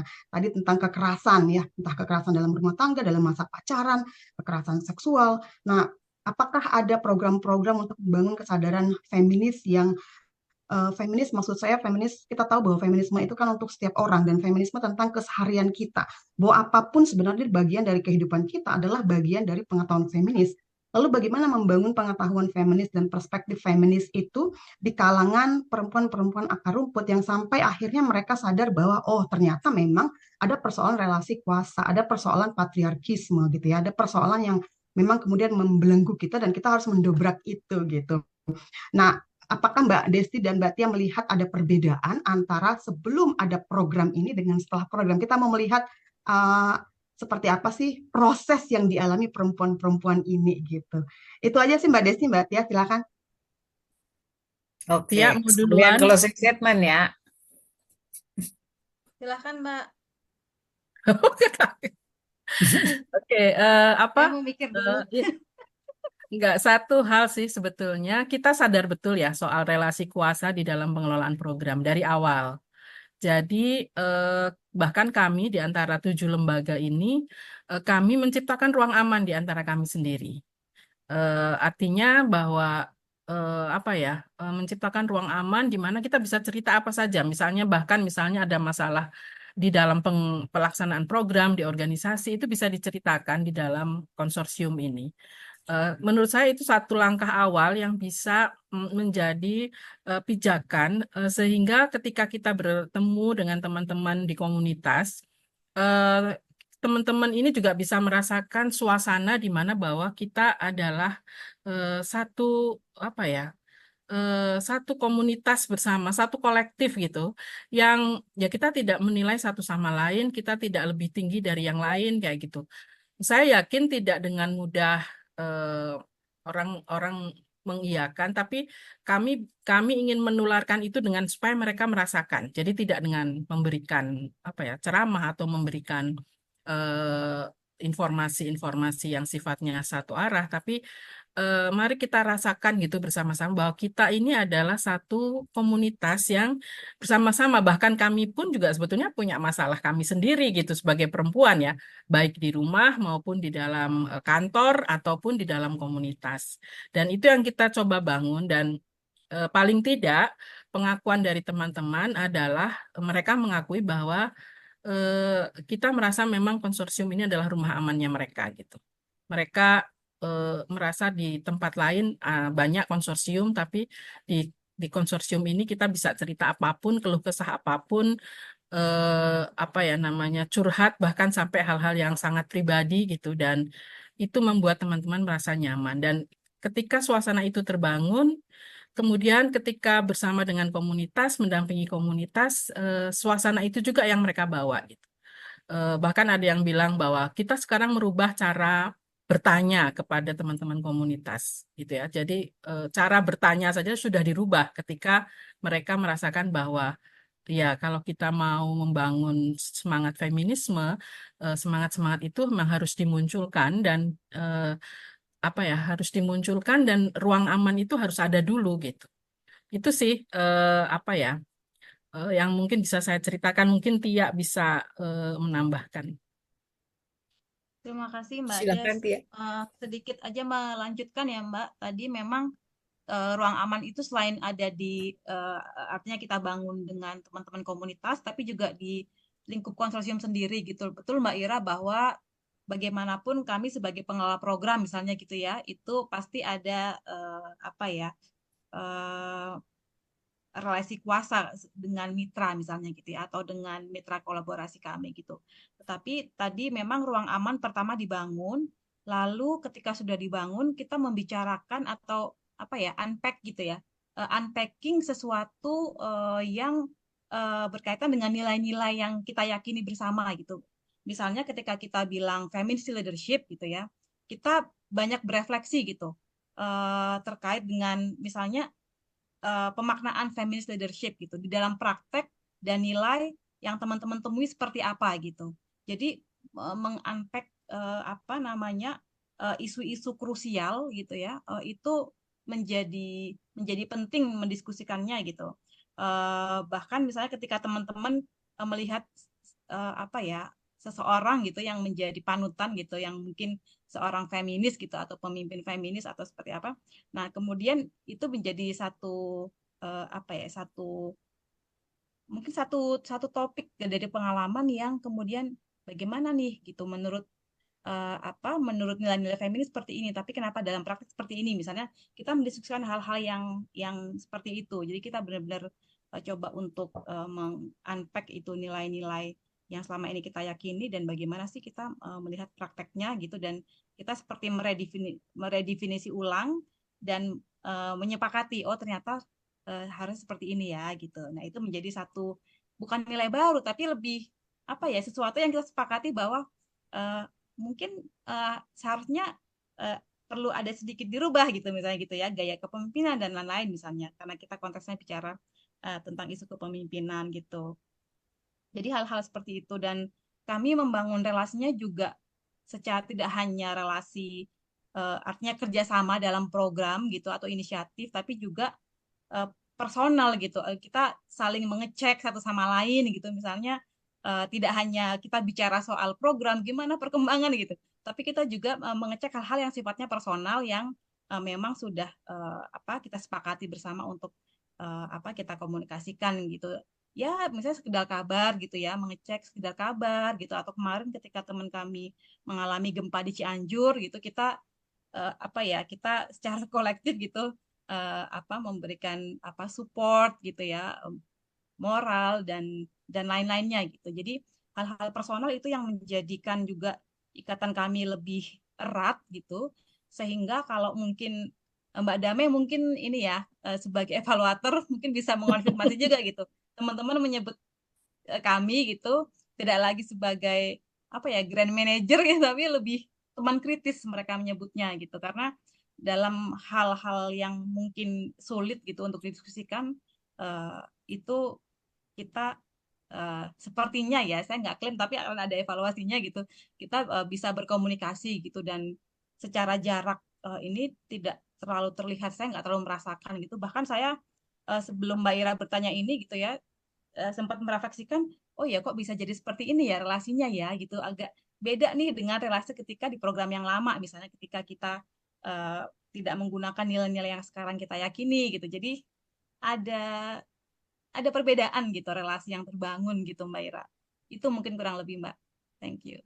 Saya mungkin mau menambahkan pertanyaan Ira yang terakhir tentang apakah ada perubahan dan kemudian gimana dengan hal-hal yang sifatnya keseharian ya, misalnya kekerasan dan lain sebagainya. Jadi itu juga di luar prediksi atau harapan mungkin ya, di luar harapan kami. Jadi ternyata seperti yang saya sampaikan di awal, teman-teman itu sangat kreatif gitu. Jadi mereka belajar bersama-sama dalam satu forum. Setelah itu ketika mereka kembali ke komunitas tuh mereka bisa mengembangkan macam-macam. Kemudian mereka bikin ruang curhat gitu ya misalnya. Kemudian mereka juga ada kelompok-kelompok, ada satu teman di Purworejo, ulama perempuan yang bekerja dengan perempuan kepala rumah tangga dengan janda yang labelnya negatif, tapi kemudian ketika sudah belajar bersama-sama kembali, dia mengembangkan tidak hanya mengumpulkan mereka, membangun sistem ekonomi yang lebih baik gitu ya, tetapi juga mulai membangun ruang konseling bersama, kemudian mendiskusikan banyak hal yang terkait dengan bagaimana meningkatkan, bagaimana supaya masyarakat nggak melihat mereka sebagai atau memberikan label negatif, atau ya mungkin mereka harusnya biasa aja ya, sebagai janda mereka masih bisa berperan di masyarakat. Misalnya seperti itu, dan itu semua bukan sesuatu yang kami rencanakan gitu. Jadi mereka lah gitu yang dengan luar biasanya, dengan kreatif mereka, kreasi mereka, mereka tuh melahirkan banyak hal gitu. Jadi menurut saya memang hal-hal seperti itu tidak perlu disiapkan, tetapi kalau teman-teman itu merasa didukung, bisa mendapatkan banyak input dari sesama teman, banyak belajar, ada forum untuk saling belajar gitu, mereka kembali ke masyarakatnya, mereka bisa menghasilkan banyak hal. Mereka bahkan bisa menangani kasus-kasus yang mungkin dulu tidak pernah terbayangkan gitu.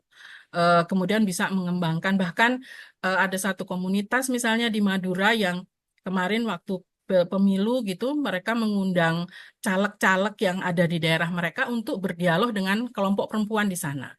Jadi itu kan kita nggak membayangkan gitu mereka akan buat seperti itu, tapi itu terjadi gitu. Jadi saya sih tetap meyakini kekuatan perempuan. Betapa powerfulnya perempuan ketika dia punya kapasitas dan dia bisa mengenali tadi ya istilahnya Feni, identitas mereka sebagai perempuan dan identitas mereka sebagai perempuan pemimpin. Itu kayak pasti banyak hal yang bisa dikerjakan. Itu kira-kira. Oke, terima kasih ya Tia dan Mbak Desti untuk closing statement-nya. Silahkan Hana. Oke, mungkin aku mau sedikit nanggepin dari Mbak Damai. Mungkin juga sebagai klarifikasi, aku sama sekali nggak terafiliasi dengan partai politik apapun. Begitu juga kalau misal aku sekarang bawa background Hitung Gugat juga menolak semua kerjasama dengan partai politik, karena memang ya saya juga sepakat dengan, apalagi dengan kondisi demokrasi sekarang yang mungkin udah bukan mundur lagi tapi sungguh merosot banget gitu, dengan kejadian-kejadian dinasti-dinasti politik yang ada pada saat ini. Karena memang eh, secara ideologis saya memang menolak hal-hal tersebut karena ya itu sungguh apa ya bertentangan banget lah istilahnya dengan aspek-aspek apalagi kalau misal kita nyentuh permasalahan dari feminisme itu sendiri gitu. Bahkan juga saya waktu dulu pernah selalu bukan pernah lagi bahkan di konferensi ini juga eh, memiliki sebuah ketakutan kalau misal saya diklaim sebagai kader ini gitu, sebagai partisipan ini gitu. Padahal sama sekali enggak. Dan saya juga udah lumayan lama berkecimpung di dunia-dunia pemberdayaan perempuan kayak titik apa ya istilahnya titik muaknya mungkin dari sistem-sistem yang ada di partai politik itu ya tadi ya pas aku pasca meneliti skripsi tersebut juga aku apa namanya anggota yang ada di KPPG itu dengan backgroundnya masing-masing gitu ya. Ternyata memang seperti ketuanya aja itu orang tuanya adalah em, apa anggota ALEG dari DPRD Jawa Barat dan itu juga semuanya punya backupnya masing-masing dan ketika aku misal berpikir untuk masuk ke dalam dunia politik dengan idealisme aku yang sekarang, ya itu memang sangat sulit dan kayaknya mustahil juga untuk masuk ke sana. Kecuali mungkin kalau misal masuknya ke Partai Hijau, Partai Buruh mungkin masih bisa lah dinegosiasikan nilai-nilai feminisme ini. Tapi kalau untuk partai-partai besar yang punya luka ataupun apa ya dosa-dosa masa lalu, ya itu bagi aku juga itu sudah sangat tidak mungkin eh, apa aspek-aspek dari feminisme ini masuk dan juga bisa berkembang di eh, sistem mereka gitu. Kecuali kalau misal ada keajaiban dari alam alam raya untuk merubah semua perspektif mereka ya, ya itu mungkin bisa. Tapi kan itu nggak bisa dijadiin acuan bahwa mereka itu bisa berubah secara sistemnya gitu. Mungkin itu aja sih. Jadi aku mau lebih klarifikasi. Aku nggak non partisan dan tetap selalu apa ya istilahnya dan selalu sepakat dengan nilai-nilai feminisme yang ada sampai sejauh ini. Mungkin itu juga closing statement aku. Terima Terima kasih. kasih, Hana. Silakan Rani untuk closing statement-nya.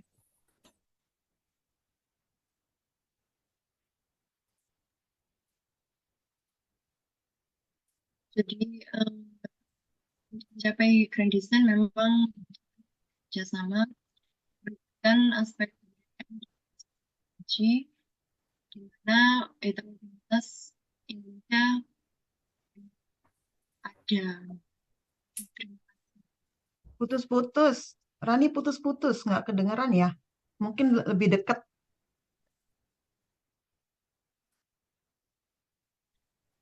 Dapat mencapai grand design di Indonesia memang membutuhkan adanya kerjasama di aspek kebudayaan dan sistem religi sehingga tidak menutup kemungkinan di masyarakat yang heterogenitas ini dapat dengan kemitraan dari beberapa kebijakan menteri juga memudahkan untuk mencapai kesetaraan dan keseimbangan gender menuju SDGs 2030. Sekian, terima kasih. Oke, terima kasih Rani untuk closing statement-nya ya. Jadi kita menuju SDGs. Mudah-mudahan ini berhasil kita mencapai itu.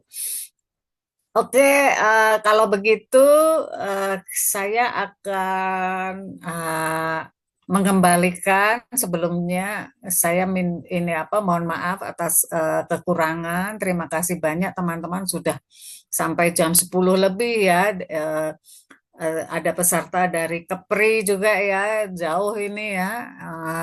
Kemudian teman-teman juga masih banyak ini sampai malam. Terima kasih banyak untuk hadir dalam sesi 424 ini juga. Saya mengucapkan terima kasih sekali lagi kepada penyelenggara Kartini Conference. Kita pasti akan nantikan lagi acara pada tahun-tahun berikutnya ya. Dan kita masih ada 2 hari lagi ya. Oke, terima kasih. Saya kembalikan kepada Ira. Makasih banyak Mbak Feni, keren banget diskusi kita ya, inspiratif dan mencerahkan.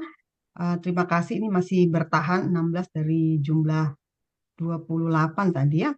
Ya, ya ini hari keempat konferensi kita atau second annual Kartini Conference on Indonesian Feminism. Hari keempat kita masih ada 3 hari lagi gitu. Oh, Dan 3 ini hari. terima kasih untuk semua presenter yang sudah berbagi ya, berbagi ilmu yang penting dan bermanfaat buat kita semua. Pasti bermanfaat, dan ini karena direkam nanti akan kita upload di kanal YouTube Let's Talk ya, seperti tahun lalu gitu. Biar lebih banyak lagi yang bisa memanfaatkan dari obrolan kita dan diskusi kita kali ini gitu. Dan hanya pengumuman sedikit dari saya, ini terima kasih juga untuk semua audiens yang kayaknya saya sering banget nih lihat Ibu Marlia nih di panel-panel yang saya hosting ya. Ibu Marlia, salam kenal, senang sekali melihat wajah Ya, Ibu Marlia setiap panel. Ya, salam kenal. Oke, ya jadi di hari kelima KCIF 2024 kita ini akan dimulai atau kick off dengan sesi spesial ya, special plenary session pertama, karena akan ada 2 special plenary session. Yang pertama ini kalau kita bilang sesi khusus itu maksudnya terbuka untuk umum dan tanpa pendaftaran, siapapun bisa masuk, link Zoom-nya boleh disebarkan ke mana-mana gitu, dan nanti kita panitia atau host dan co-host yang akan menyeleksi siapa yang boleh masuk, tapi tidak butuh pendaftaran di awal gitu. Kalau kita kan semua yang di panel ini 40 panel itu hanya boleh bagi mereka yang mendaftar sebagai peserta yang ditutup tanggal 2 Juni lalu gitu. Jadi link Zoom-nya kenapa nggak boleh dibagikan gitu, karena memang hanya untuk peserta.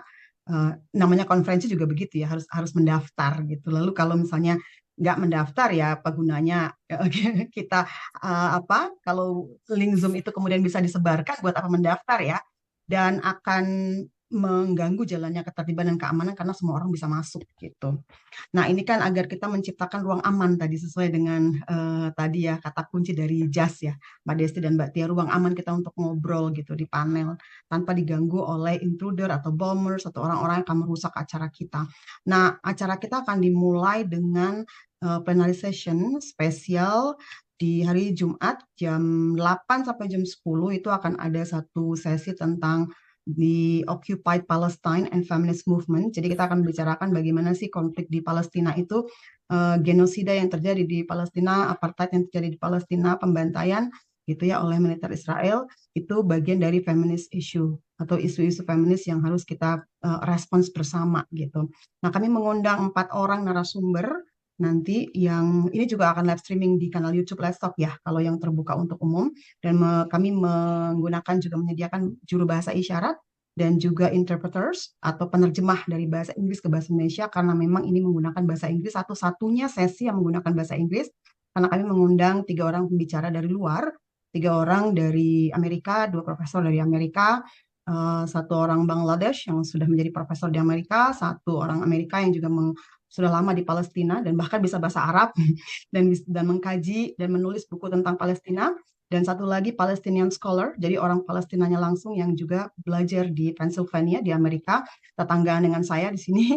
Dan 1 lagi Mbak Intan Paramadita, profesor dari Australia dan juga pendiri Sekolah Pemikiran Perempuan atau SPP. Jadi akan ada 4 pembicara dan moderatornya Mbak Riri Hariro. Tadi sebenarnya Mbak Riri sempat hadir di sini ya. Saya lihat, dan nanti akan ada pembacaan puisi dalam 3 bahasa. Mungkin teman-teman melihat flyer yang sudah kami posting, flyer berisi puisi karya Refat Alarir yang berjudul If I Must Die, yang ditulisnya 3 hari sebelum dia meninggal dunia karena dibunuh gitu ya oleh tentara Israel, dan bahkan keluarganya juga ikut meninggal. Maka kami akan membacakan puisi itu ke dalam 3 bahasa. Pertama bahasa Inggris, kemudian bahasa Arab, yaitu bahasanya Al-Arir sendiri, tapi Al-Arir menulis ini dalam bahasa Inggris supaya seluruh dunia bisa membaca, kemudian dalam bahasa Indonesia gitu. Nanti akan dibacakan oleh Farid dan saya gitu ya. Jadi simak aja. Kemudian ada penerjemah dalam bahasa Inggris, jadi jangan khawatir buat teman-teman yang mungkin kurang tidak nyaman dengan bahasa Inggris, nanti akan ada interpreter. Kami menyediakan semuanya gitu ya untuk teman-teman, dan silakan nanti flyernya bisa dibagikan kemanapun ya supaya banyak yang bergabung. Dan nanti akan ada panel 525, 526, 527, 528, 529 sampai 530 sampai malam hari seperti ini besok ya di hari kelima. Kemudian di hari ke-6 dan di hari ke-7 masih ada lagi. Jadi mudah-mudahan teman-teman masih tetap kuat dan sehat serta semangat ya untuk terus berbagi ilmu, memproduksi dan mensirkulasi pengetahuan feminis gitu. Itu saja dari saya host Ira. Mohon maaf kalau ada kekurangan dalam pelaksanaan KCIF dan terutama dalam pelaksanaan panel ini ya. Dan kita ketemu lagi di hari Jumat dengan sesi khusus tentang Palestina dan feminist issue.